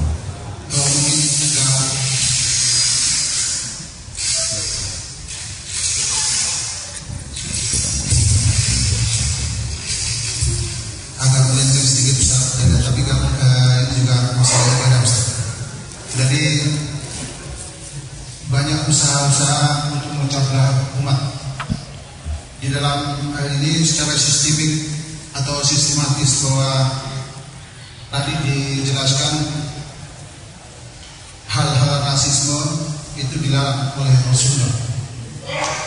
Tapi mungkin banyak yang membuat perpecahan ini dari sistem-sistem lain. Antara lain masalah menentukan masalah kiblat.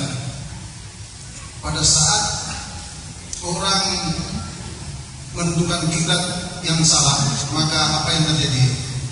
Banyak umat menghindar daripada masjid itu. Pertanyaan saya, berapa toleransi untuk menentukan titik koordinat mengarah kiblat itu? Nah, itu yang dibenarkan bagaimana? Mungkin itu. Lalu yang kedua Ustaz. Sebentar Pak, maaf, satu dulu. Sebelum ada pertanyaan, sebelum dilanjutkan pertanyaan, insya Allah Bapak silakan bertanya yang kedua setelah saya jawab ya, supaya tidak menumpuk. Saya berharap pertanyaan kita berkisar sesuai dengan tema, gitu kan. Kalau teman-teman punya pertanyaan di luar daripada tema, saya saran saya, insya Allah nanti dalam penutupan setelah pertanyaan saya akan jelaskan, tapi saya sampaikan dari sekarang lebih baik, karena memang saya lihat diperlukan. Saya bukan sedang mempromosikan diri, bukan, tapi Bapak Ibu bisa mengikuti ceramah saya di web di www.khalidbasalama.com atau di YouTube cukup banyak. Alhamdulillah sekarang sudah ada 300 ceramah judulnya, dan beragam macam kajian kitab, ada tablik akbar, ada segala macam. Dan sekarang teman-teman tim di Jakarta mengembangkan lagi, ada diangkat cukup banyak tulisannya TJ, huruf besar semua, tanya jawab maksudnya, lalu Khalid Basalam. Apapun yang Bapak Ibu butuhkan dari masalah agama ini, kalau memang masih mengganjal bisa diketik langsung permasalahannya. Ketik nama saya apa, permasalahannya apa. Misalnya hukum sholat, sunnah, atau masalah haji, masalah rumah tangga. Nanti akan keluar tuh semua tanya jawab. Karena kebanyakan tanya jawab ini sudah ditanyakan oleh umumnya kaum muslimin dan saya berikan jawaban yang gamblang gitu kan. Dalam majelis kita ini silakan bertanya, boleh. Saya bukan menutup diri insya Allah dan saya jawab sesuai dengan kadar ilmu saya. Tapi saya sarankan seperti tadi, bagaimana Anda bertanya sesuai dengan tema, dan kalau ada pertanyaan yang masih mengganjal yang tidak sempat saya jawab di pertemuan ini, bisa kembali ke YouTube atau ke web saya, akan mendapatkan insya Allah jawaban-jawabannya gitu ya.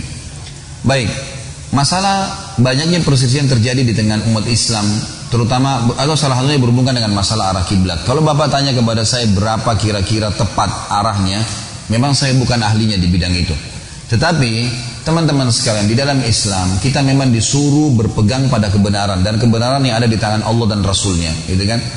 Orang Islam akan selamat dari masalah perselisihan mereka ini kalau mereka mau kembali kepada wahyu Allah, Al-Quran dan Sunnah. Selalu kembali kepada rujukan tersebut. Kalau ada pendapat ulama yang berpegang pada wahyu ini, maka ada pendapat yang mengatakan jadikan antara kamu dan api neraka seorang alim. Jadikan antara kamu dengan api neraka seorang alim. Maksudnya apa? Jangan melakukan perbuatan apapun kecuali memang referensinya kembali kepada seorang alim, ulama yang benar, yang punya dalil wahyu Al-Quran dan Sunnah yang dia sampaikan, gitu kan? Kalau masalah dari sisi lain, satu sisi kita harus berpegang pada kebenaran Al-Quran dan Sunnah. Sisi yang lain teman-teman sekalian, tidak boleh kita fanatik terhadap pendapat yang salah. Kita harus bisa membuka diri untuk menerima. Kalau memang selama ini kita berpegang pada sebuah pendapat dan ternyata itu keliru, beberapa tahun kemudian kita temukan, oh ternyata ada dalil yang lebih kuat, ada pendapat yang lebih kuat, dan kita bisa baca, kita bisa diskusikan, maka bukan aib dalam Islam untuk berpindah pendapat gitu, berpindah kepada pendapat yang lebih benar. Sampai 4 imam mazhab yang terkenal, Abu Hanifah, Malik, Syafi'i dan Imam Ahmad, 4-empatnya sepakat mengatakan, hampir semua sama statementnya, semua yang sesuai dengan hadis adalah madhabku. Artinya kalau ada perkataan yang tidak sesuai dengan madhab maka tinggalkanlah. Sampai Imam Syafi'i mengatakan rahimahullah, Abu Hanifah mengatakan, Malik mengatakan juga, kalau seandainya ada pendapatku yang bertolak belakang dengan dalil maka tinggalkanlah, dahulukanlah dalil, gitu kan? Ini semua harus dipahami oleh setiap muslim, karena kita semua penuntut ilmu. Tidak ada muslim kecuali masuk dalam hadis Nabi SAW, talabul ilmi fardhun ala kulli muslim. Menuntut ilmu agama wajib bagi setiap muslim, laki-laki dan perempuan. Harus kita tuntut ilmu, kewajiban. Maka kita harus bisa mendahulukan mana dalil yang ada. Masalah kiblat misalnya tadi, kalau memang tidak terarah, memang kita tahu ini tidak terarah, dan kita jangan fanatik dengan pendapat kita. Coba tanyain, ada teman-teman kita lagi sholat ditegur, maaf ya tadi safnya kayaknya salah. Dan apa kita tanya, memang yang benar seperti apa? Apa kamu punya ilmunya? Oh iya, karena ada hadis Nabi begini. Kita buka diri untuk itu. Dan kalau sampai dalil ya kita terima, gitu kan? Mestinya begitu, jangan fanatik. Ah enggak, ini sudah terlanjur mestinya ke arah sini, enggak boleh kita ubah. Kalau emang salah, harusnya kita bisa ikutin. Kita ikutin kebenaran, gitu kan? Jangan sampai kita fanatik dengan sesuatu yang salah. Kecuali memang kita tahu ini benar, kita sampaikan argumentasi kita. Karena begini, dalam ilmu agama teman-teman sekalian, dianjurkan oleh para ulama agar setiap seorang muslim melakukan satu perbuatan benar atau salah, kalau sudah ditanya maka dijelaskan argumentasinya. Kenapa? Misal gini, Bapak sebentar pulang dari masjid ini, kemudian ditanya oleh tetangga, Pak dari mana Pak? Nggak salah, dalam Islam kita jawab, bahkan harus dijawab, saya dari masjid tadi. Tinggal kontrol supaya nggak ria, nggak usah ketakutan ria. Ria itu kan seperti syaitan sedang menawarkan opsi-opsinya. Kita lagi naik mobil, ada orang tawarin macam-macam produk, kita nggak buka jendela nggak bakal kena kok, kita nggak bakal beli. Dia tawarin itu perempuan, itu gini, tawarin khamr, tawarin. Kalau kita tolak, nggak akan bisa buat apa-apa syaitannya, gitu kan? Baik, kita tinggal mengatakan saya dari masjid, karena orang sudah bertanya. Kalau kita tidak mau jawab, maka tidak ada argumentasi yang dijelaskan, membuat orang jadi penasaran, akhirnya orang jadi nilai macam-macam. Sama dengan orang kalau berbuat salah. Kita salah nih, saya tidak sengaja misalnya pegang gelas ini, saya kesentuh jatuh, pecah gelasnya. Salah nih perbuatan. Tidak cukup dengan cara saya cuma mengangkat gelas itu saya bersihkan, tidak cukup. Harus saya jelaskan kepada pemilik gelas ini kenapa tadi terjadi, agar selesai pada saat itu, gitu ya. Ada orang banyak buat salah, dia nggak mau jelasin kenapa dia berbuat. Ini jadi kita jelasin. Tadi maaf tangan saya kesentuh sehingga dia jatuh. Jadi jelas, gitu kan? Supaya jelas. Kalau ada orang teman-teman sekalian lewat di depan rumah kita tidak sengaja membuang air, gitu kan? Niatnya membuang air, tidak niat mengenakan orang. Tapi ada orang pas lewat kena. Apa yang harus kita lakukan? Pertama minta maaf, gitu kan? Yang kedua tidak cukup, hilangkan bekas air itu. Kita harus mengatakan, jelaskan, gitu kan? Maaf tadi saya tidak sengaja, gitu. Siram tidak niat buang air kepada Anda. Bisa nggak saya keringkan bajunya, saya gantiin baju lain, hilangkan bekasnya. Maka pastikan pada saat orang itu lewat di depan rumah lagi kita, kalau kita hilangkan, minta maaf, kita jelaskan kenapa kita lakukan, tidak sengaja, dan kita menggantikan, menghilangkan bekas yang kena pada dia, maka setiap mulai lewat depan rumah kita, dia akan bilang apa? Orang ini baik nih. Coba tadi kalau kita siram air, kemudian kita tidak sengaja kok, nggak usah minta maaf, tutup pintu langsung. Orang itu setiap lewat akan bilang apa? Ini orang ini jahat nih, gitu kan? Selalu pernah dulu saya lewat depan rumahnya walaupun 10 tahun yang lalu kena basah air, gitu. Dia nggak minta maaf. Jadi penjelasan argumentasi penting dalam Islam. Tapi dalam Islam disuruh memang berbicara sesuai dengan ilmunya. Kata Nabi SAW, kalau satu perkara dikembalikan kepada bukan ahlinya, maka tunggulah kehancuran. Memang nggak boleh. Jadi kita jangan fanatik kepada sesuatu yang memang ada argumentasi datang kepadanya. Kalau jelas ada argumentasi teman-teman sekalian, jangan fanatik. Yang lebih benar itu yang kita terima, gitu kan? Jangan berpegang pada prinsip yang salah. Ini maaf, saya tidak tahu ini pertanyaan disebabkan kena masjid yang mana, karena saya tidak tahu. Bukan tujuannya saya untuk menyinggung teman-teman, tapi kalau memang saya berbicara masalah global, kaidah dalam ilmu agama. Kalau seseorang berbuat salah dalam Islam, harus bisa meminta maaf dan menerima kebenaran. Orang yang benar harus menyampaikan. Ini namanya amar ma'ruf nahi mungkar, gitu kan? Dan tidak boleh kita dalam amar ma'ruf nahi mungkar itu menjatuhkan, menghina, atau fanatisme pada kesalahan. Kalau enggak kita akan terus salah, gitu kan? Sampai kapan? Pegangi teman-teman sekalian perkataan yang mulia dari Umar dan Ali radhiyallahu anhum ajma'in. Ini dua sahabat Nabi yang mulia, khulafaur rasyidin, dan ini antara mertua Nabi sama anak mantu Nabi, dan juga Umar bin Khattab anak mantunya Ali, gitu kan? Jadi mereka sangat dekat. Umar pernah mengatakan, saya akan terus berterima kasih pada siapapun muslim yang mengingatkan satu kesalahan saya, karena beliau ingin menjadi lebih baik terus, gitu kan? Ali radhiyallahu anhu mengatakan, saya akan siap menjadi hamba, siap mengabdi pada orang yang mengingatkan kepada saya tentang satu kesalahan saya, atau mengajarkan kepada saya tentang satu kebaikan. Jadi mereka terus ingin memperbaiki diri mereka menjadi lebih baik. Banyak orang subhanallah fanatisme buta pada sesuatu yang walaupun salah, akhirnya membuat dia vakum, dan akhirnya terjadi perpecahan, gitu kan? Akan hilang keraguan-raguan, akan hilang ketidaktahuan dengan ilmu. Ya? Ilmu datang ya sudah terima. Maaf, itu yang saya bisa jelasin, Pak. Baik, yang kedua silakan. Mungkin agak melenceng jauh, Ustaz. Saya lihat di Google itu ditayangkan foto-foto Imam Syafi'i, Imam Hambali, Imam ini validasinya yang saya tanyakan, Ustaz. Mungkin itu aja. Terima kasih. Assalamualaikum warahmatullahi wabarakatuh. Di dalam Islam tidak aib teman-teman sekalian kalau kita bilang tidak tahu, kalau tidak tahu. Imam Malik rahimahullah pernah ditanya 57 pertanyaan. 57 pertanyaan, banyak sekali. Ada riwayat lain mengatakan 37 pertanyaan. Yang beliau jawab 17. Sisanya nggak dijawab. Imam Malik seorang ulama besar, bahkan dalam ilmu hadis dianggap sanad emas. Pasti sahih sanadnya kalau Imam Malik meriwayatkan dari Nafi ini bekas budaknya Abdullah bin Umar yang dibebaskan oleh Abdullah bin Umar. Ini dianggap sanad emas. Imam Malik punya buku hadis namanya Muwatta. Ditanya oleh muridnya, beliau tidak jawab kecuali 17. Lalu muridnya tanya, wahai imam, anda imam, bagaimana caranya anda tidak jawab? Malah mayoritas pertanyaan tidak dijawab. Apa kata Imam Malik? Apa kau ingin nanti hari kiamat menjerumuskan saya ke dalam api neraka karena saya jawab kamu tanpa ilmu? Abul, harusnya kita jawab punya ilmu. Dan bukan aib mengatakan saya tidak tahu, gitu kan? Mesti begitu ya. Nah teman-teman di sini ambil pelajaran dari kaidah ini. Kalau kita tidak tahu, jangan mengarang-arang. Karena banyak umat Islam ini suka ngarang-ngarang. Apalagi maaf di Indonesia kita ahlinya membumbu-bumbui, gitu kan? Ini bumbu Indonesia ahlinya luar biasa, bumbunya banyak. Islam datang teman-teman sekalian jelas, tidak ada perubahan dari zaman Nabi SAW, jelas. Mana halal, mana haram. Kata Nabi, yang halal jelas, yang haram jelas. Di antaranya ada hal yang samar-samar, syubhat. Kata Nabi SAW apa? Ini peringatannya. Kata Nabi SAW, siapa yang menyelamatkan dirinya dari hal yang samar-samar, dia telah menyelamatkan kehormatan dirinya dan agamanya. Dan siapa yang jerumuskan dirinya pada hal yang samar-samar, boleh atau enggak ya, dia menyelamatkan, ditinggalin sama dia, maka dia telah selamatkan dirinya dan agamanya. Siapa yang menjerumuskan dirinya pada hal yang samar-samar, dia telah menjerumuskan dirinya pada hal yang haram. Berarti samar-samar tinggalin, nggak jelas jangan dilakukan. Memang harus ditinggalkan. Kalau tidak laku sampai datang ilmu baru kita kerjakan, tidak boleh. Itu kan harus jelas di sini. Kata Nabi SAW seperti pengembala domba yang membawa domba-dombanya ke ladang yang luas, tapi rumputnya lebih tinggi dari dombanya. Dia nggak tahu domba mana yang dicuri oleh serigala. Syubhat pun disuruh tinggalkan. Harus sesuatu yang jelas baru kita kerjakan. Teman-teman sekalian, mohon maaf saya ingatkan, untuk apa kita melukis-lukis orang saleh?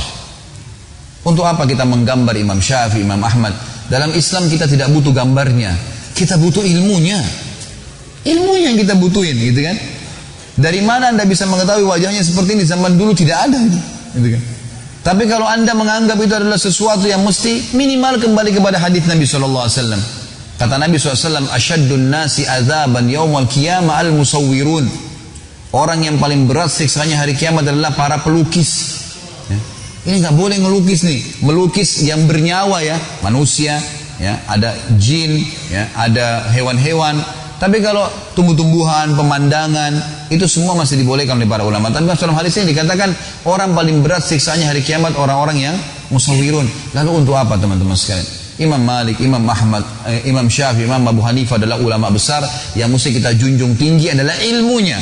Ambil dan terapkan. Dan mereka pun berharap kita mengambil ilmunya, bukan gambar wajah mereka. Karena ini teman-teman sekalian, subhanallah, kita ambil riwayat Bukhari. Kata Nabi SAW, awal kesesatan manusia terjadi. Awal kesesatan manusia terjadi setelah Nuh alaihissalam meninggal. Nuh alaihissalam meninggal. Kan Nabi Nuh alaihissalam dulunya kaumnya menyembah berhala ya. Kemudian dihancurkan oleh Allah Subhanahu wa taala. Tidak ada lagi di muka bumi ini kecuali orang beriman saja. Semua yang kafir sudah habis. Terjadi kiamat kecil pada saat itu. Yang di kapal Nabi Nuh menyebarlah. Setelah Nabi Nuh alaihissalam meninggal, datang generasi pertama, generasi kedua, akhirnya mereka kembali sembah berhala. Dari mana ceritanya?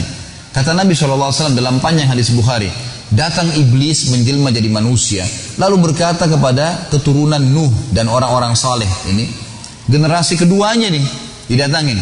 Mereka sambil berkata, wahai kaum, ya, tidakkah kalian ingin mengenang orang-orang saleh ini, Nuh dan sahabat-sahabatnya?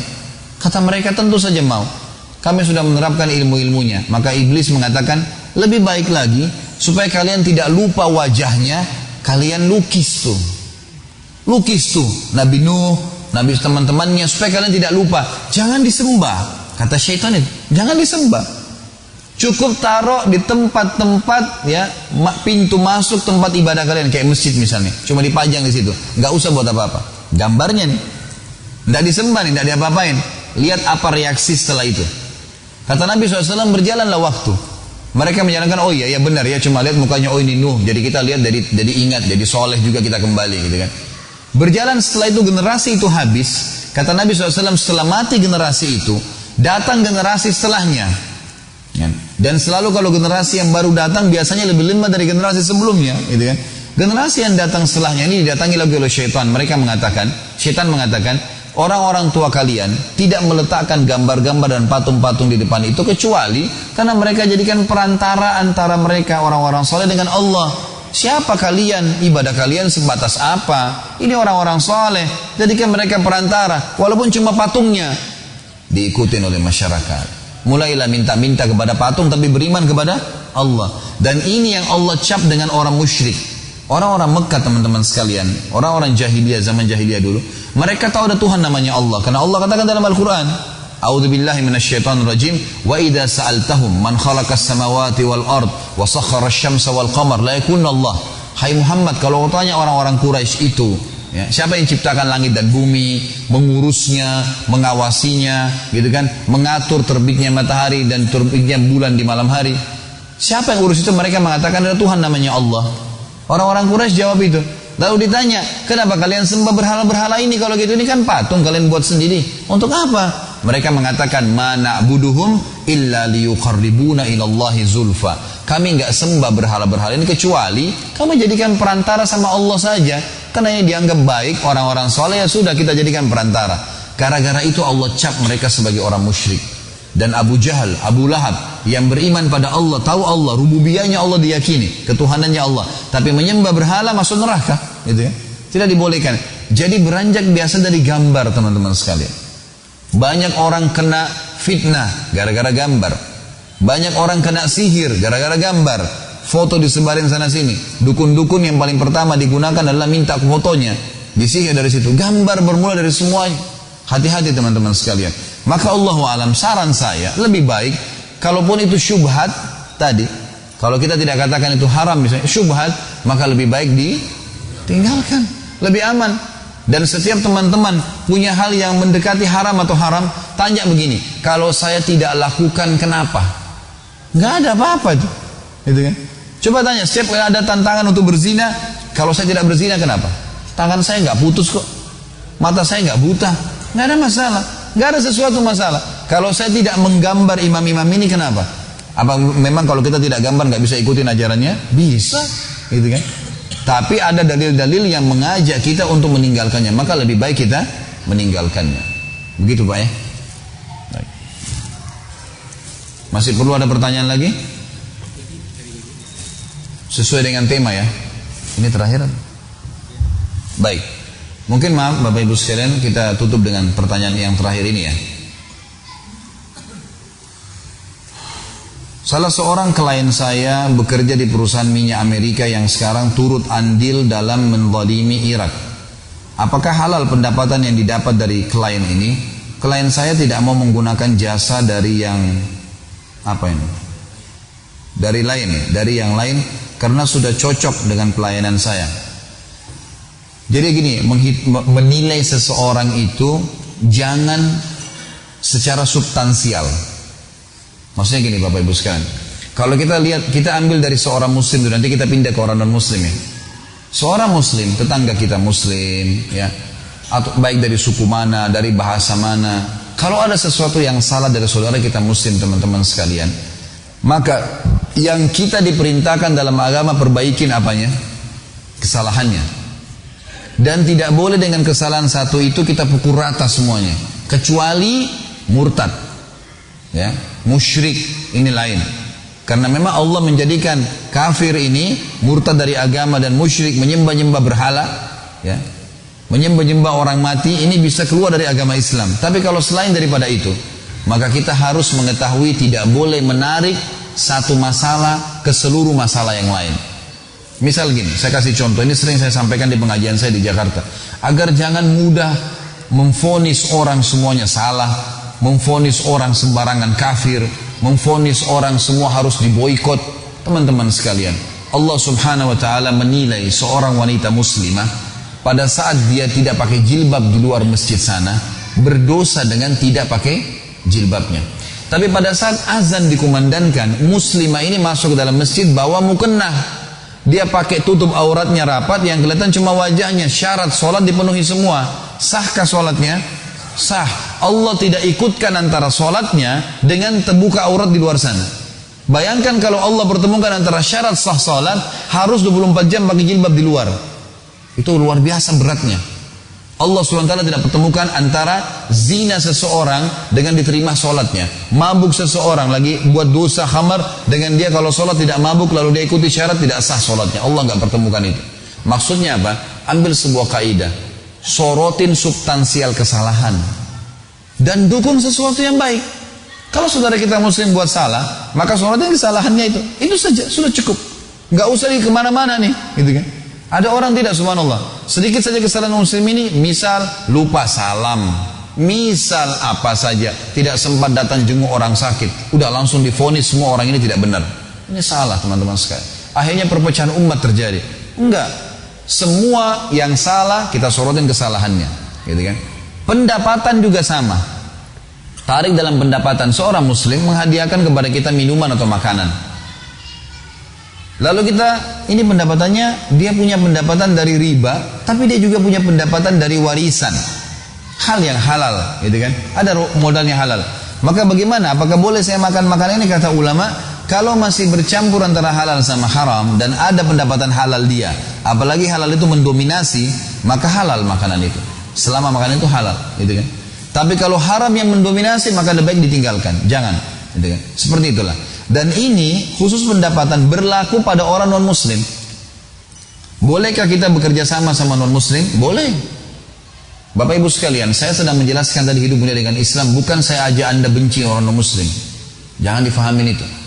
Karena orang-orang non muslim sama manusia seperti kita, yang sedang kita benci keyakinannya, bukan fisiknya. Ini penting nih. Banyak orang tua pada saat anaknya pecahin gelas dicubit pahanya sampai biru. Ini salah. Bukan pahanya yang buat salah. Kenapa dicubit? Gitu kan? Perilakunya yang salah. Nasihatin di perilaku itu supaya dia tidak pecahin gelas lagi. Orang non muslim yang sedang kita sorotin keyakinannya.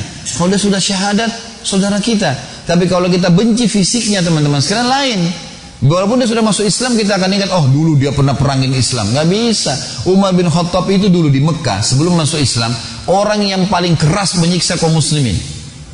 Umar bin Khattab itu radhiyallahu anhu, sebelum masuk Islam, beliau ceritakan tentang dirinya, beliau kalau keluar pagi datangin teman-temannya. Abu Jahal itu teman dekatnya Umar bin Khattab, sahabat dekat. Jadi kalau lagi nyiksa budaknya Abu Jahal, Umar bin Khattab datang bantu nyiksa. Orang Islam di sini sama dia. Umar bin Khattab pemabuk keras sebelum masuk Islam, tapi setelah masuk Islam ditinggalkan semua. Apakah Islam menilai masa lalunya Umar? Sama sekali tidak. Bagi kita tidak boleh benci fisik seseorang, gitu kan? Dalam Islam kalau terjadi peperangan pun, maka kata Nabi SAW, jangan perangi wanita, jangan bunuh wanita, orang tua, orang menyerah. Walaupun tadinya dia jahat, dia menyerah, nggak boleh lagi ditawan. Ya, anak-anak, nggak boleh rusak tempat ibadah, nggak boleh rusak fasilitas umum, nggak boleh bunuh hewan-hewan, nggak boleh rusak tumbuh-tumbuhan, gitu kan? Jadi kita diingatkan di sini, ada cara dalam Islam, tidak boleh sembarangan. Sama halnya dalam pendapatan teman-teman, kita boleh bertetangga sama non muslim, kita boleh berbakti, malah dianjurkan kepada orang tua kita non muslim. Kita boleh ya berbuat baik dengan semua orang-orang kafir zimmi namanya. Zimmi ini orang kafir yang di bawah naungan pemerintah Islam, di bawah naungan pemerintah Islam. Kata Nabi SAW, man adza zimmiyan kuntu lahu khasiman yaumal qiyamah. Siapa yang menyakiti orang zimmi, kafir di bawah naungan pemerintah Islam, dia akan jadi musuhku hari kiamat. Gak boleh. Tetangga non muslim main sembarangan bakar, main sembarangan bunuh, ini gak boleh. Kita harus tahu bermuamalah dengan mereka, dakwahin mereka. Yang boleh kafir harbi. Orang kafir masuk di kancah peperangan berperang. Itu lain, gitu kan? Atau mencoreng agama Islam, itu lain. Itu sudah mencoreng berhubungan dengan masalah agama Allah. Maka kita di sini saatnya berperang mempertahankan agama. Itu pun tidak boleh, tidak ada mutilasi dalam Islam. Kata Nabi SAW, kalau kalian membunuhlah dengan cara yang baik. Sudah ditusuk mati selesai. Gak ada potong kuping, potong tangan, gak ada dalam Islam. Gitu. Gak ada selesai. Memang sudah begitu dalam Islam. Semua punya adab dan tata krama. Ini panjang lebar saya jelaskan karena saya ingin bukan cuma sekedar menjawab pertanyaan teman-teman sekalian. Saya ingin menitipkan pesan-pesan Islam yang mulia. Islam ini sangat mulia, sempurna, agama yang memang diterima, gak ada agama lain. Inna dina adalah Islam, ini agama di sisi Allah Subhanahu wa taala. Maka kalau non muslim ini punya andil dalam beberapa kegiatan-kegiatan yang salah, dia punya pendapatan, kita ragu ini halal atau tidak ya, atau dia punya andil dalam mengganggu kaum muslimin di sebuah tempat. Kalau memang betul-betul kita pastikan dia mengganggu, gitu kan, maka kita boleh memberhentikan. Dan kita sebaiknya membahasakan, maaf, dan jangan malu membahasakan, saya seorang muslim. Anda punya andil pada saat Anda negara ini menyerang kaum muslimin, dan saya terganggu dengan itu. Maka saya mungkin tidak bisa melanjutkan kerjasama. Misal, gitu kan? Bisa kita bahasakan. Atau kita berikan syarat kepada dia. Saya pernah meeting sama beberapa orang non muslim di Jakarta, di restoran yang saya buka, restoran Timur Tengah. Saya meeting dan ini miliaran penawaran bisnisnya. Begitu azan saya bilang, maaf, ini azan, kami orang Islam harus sholat. Saya pamit, berdiri langsung pergi sholat. Malah subhanallah mereka hormatin kita tuh, sampai kebetulan begitu. Begitu saya balik mereka nunggu, bahkan bertanya-tanya tentang Islam, gitu kan. Dari 50% bicara masalah bisnis, 50%-nya bicara masalah agama Islam akhirnya. Jadi kita harus tunjukkan kemuliaan memang. Boleh, malah itu bagian daripada jihad kita. Kalau emang kita tahu orang ini punya andil, melakukan perbuatan-perbuatan yang salah terhadap Islam, kita hubungkan dengan pekerjaan boleh. Itu kan karena memang ingkar mungkar, kata Nabi SAW, siapa yang lihat kemungkaran dia boleh memperbaiki dengan tangannya, lisannya atau hatinya. Dan ini selama iman kalau hati. Maksudnya dengan tangan kata ulama adalah power, kekuatan. Misal gini, orang tua kepada anak, dia punya hak, dia berikan uang, anaknya salah gunakan beli khamar, dia boleh menahannya. Seorang pimpinan perusahaan kepada pegawainya, salat, azan harus salat, berhenti, yang tidak saya keluarkan. Power kita gunakan. Sebagaimana banyak orang-orang non-muslim memaksa muslim dan muslimah untuk tidak sholat. Di tempat saya di restoran di Jakarta, alhamdulillah saya punya sekitar 17-18 orang pegawai. Itu saya wajibkan azan sholat. 10 menit sebelum azan tidak boleh terima orderan. Yang sudah order silakan. Ini enggak tutup. Sampaikan kepada orang yang datang, maaf, sholat, kami mau sholat dulu. Mau nunggu silakan. Enggak nunggu, biarin dia pergi, enggak apa-apa. Kita enggak butuh duitnya. Gitu. Dan Senin Kamis wajib ikut tahfidz Quran. 2 tahun target saya pegawai harus hafal Quran. Banyak orang yang datang kerja gara-gara mau hafal Quran saja, gitu kan. Tapi nggak masalah, bagi saya nggak masalah. Dan saya tidak butuhkan ijazahnya. Nggak usah harus spesialis tahu kuliner, nggak usah. Yang penting muslim jujur, mau sholat silakan. Sudah ikut pengajian silakan datang. Syaratnya orang ikut pengajian, sudah tahu ilmu, gitu kan. Saya nggak capek lagi nyuruh sholat, ini nggak boleh merokok, udah aman semua, alhamdulillah. Di restoran selalu di TV diputar ceramah-ceramah terus. Konsumen pun yang datang dengar ceramah. Akhirnya orang-orang yang datang juga orang baik-baik semua. Nggak ada yang ugal-ugalan datang ke tempat saya. Alhamdulillah. Jadi teman-teman sekalian, kita bisa ingkar mungkar dengan power, gitu kan? Dengan kekuatan. Kalau anda anggap klien anda ini bisa dengan power itu akhirnya membuat dia jadi baik, maka bagus, gitu kan? Artinya anda boleh bergerak di bidang sosial yang anda mau. Mungkin dia mau urus agamanya dia silakan. Tapi jangan sampai mengganggu agama saya, gitu kan? Lebih baik kita bahasakan, tidak ada masalah. Karena itu prinsip dasar agama. Tapi kalau seandainya ini cuma sekedar mungkin informasi, atau dia punya andil, ada kerabatnya atau temannya yang dia bantu di sana, yang kebetulan juga ya ada di sana hidup, itu lain, gitu kan? Seperti ada beberapa sahabat sempat membantu teman-temannya, saudara-saudaranya, keluarganya di Mekah, gitu kan? Setelah hijrah Nabi SAW, Nabi nggak larang.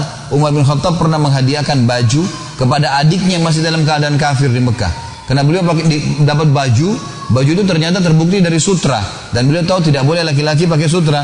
Maka beliau tanya, ya Rasulullah bagaimana nih? Kata Nabi, jangan kau pakai. Ini cuma halal bagi orang non-muslim. Maka Umar bin Khattab mengiring ke Mekah, kasih adik kandungnya yang masih dalam keadaan kafir untuk memakainya, gitu kan?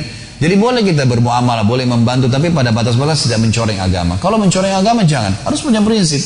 Ini nggak boleh, haram dalam agama, dan tidak usah takut dengan rezeki, teman-teman sekalian. Allah memberi rezeki, bukan orang-orang ini. Tidak jadi pun batal dengan dia, insya Allah Allah dengan penggantinya. Allahu a'lam. Baik, mari kita tutup dengan doa kepada Allah Subhanahu Wa Taala. Namun sebelumnya saya ingin menyampaikan, sebelum berdoa Bapak Ibu sekalian, saya punya yayasan sosial yang bergerak di beberapa kegiatan sosial, dan saya menyampaikan ini bukan untuk mengumpulkan bantuan, tapi ingin menyampaikan. Mungkin Bapak Ibu bisa ambil idenya, Bapak Ibu kembangkan sendiri idenya, atau mau partisipasi dengan yayasan saya juga silahkan. Saya sering berbagi, kalau di YouTube Anda dengar, sering saya bawain buku-buku, saya tunjukkan, saya sering tunjukkan program-program sosial yang ada supaya bisa nyebar, gitu kan? Tujuannya untuk itu.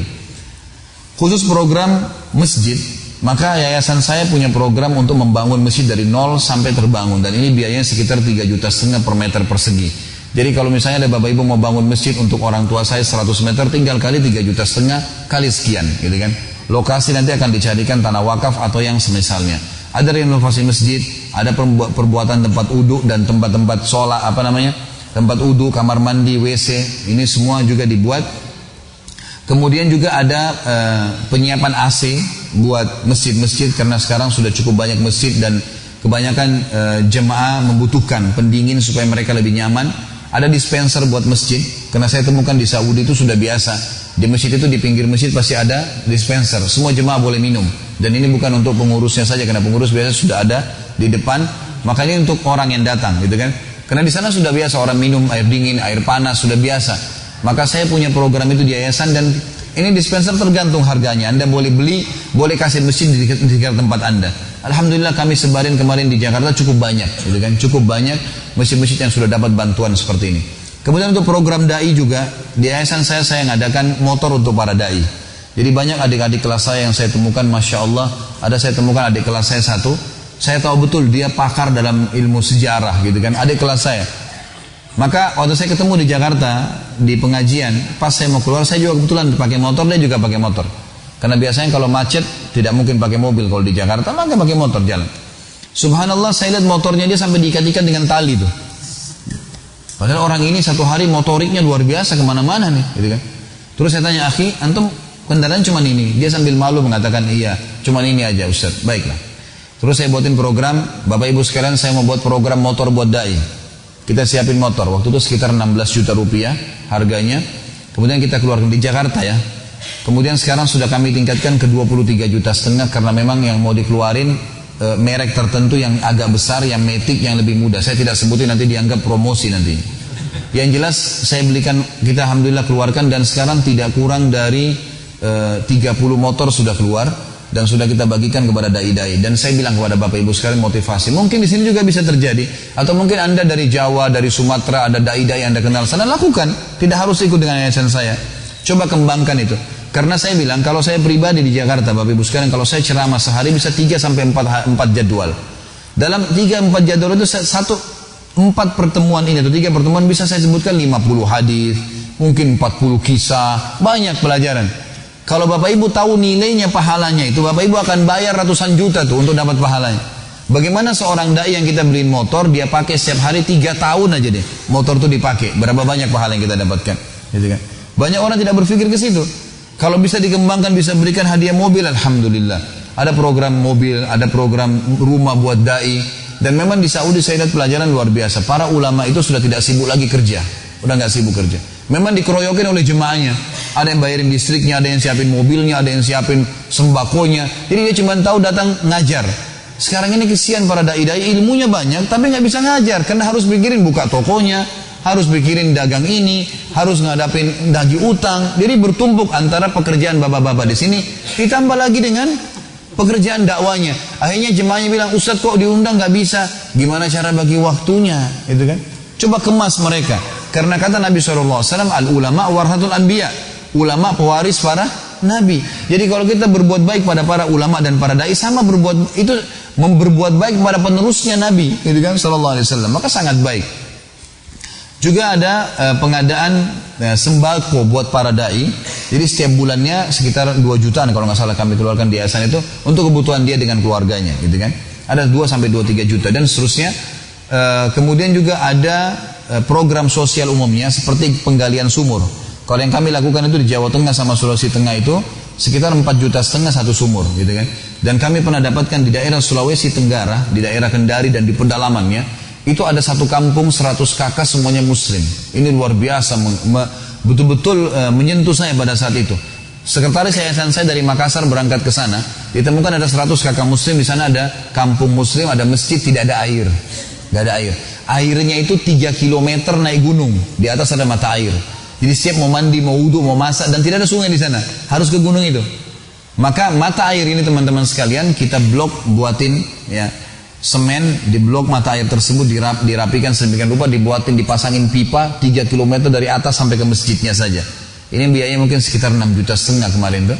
Kemudian air itu tersalurkan. Semenjak ada air tersebut, masyarakat tidak perlu jalan lagi 3 km. 100 kakak muslim bisa hidup gara-gara 6,5 juta. Berapa banyak pahala yang kita dapat. Orang wudhu, orang sholat, orang masak. Ini luar biasa. Coba di Jawa Tengah kemarin saya masuk ke beberapa teman-teman. Saya tidak katakan murid saya. Teman-teman yang memang pernah saya bina. Kemudian mereka saya tanya kan, ada nggak butuh sumur daerah sana, butuh sumur Ustaz, begini diberikan. Dan nanti ada laporan, kami buat laporan di foto, wilayahnya mana, sumurnya bagaimana, dan seterusnya. Ada kegiatan-kegiatan sosial yang lain juga tentunya, seperti misalnya selain penggalian sumur, ada juga pembiayaan untuk para janda, gitu kan, yang mereka memang punya anak. Kemarin ada satu orang janda, ibu ini setiap bulan akhirnya dibantu oleh yayasan, kami bantu, tidak besar sebenarnya, cuma bantunya 500.000 per bulan dikasih untuk kebutuhan dia sama anak-anaknya. Satu waktu ibu ini bilang sama saya, Ustaz, daripada dibantu terus tiap bulan, lebih baik Ustaz modalin aja.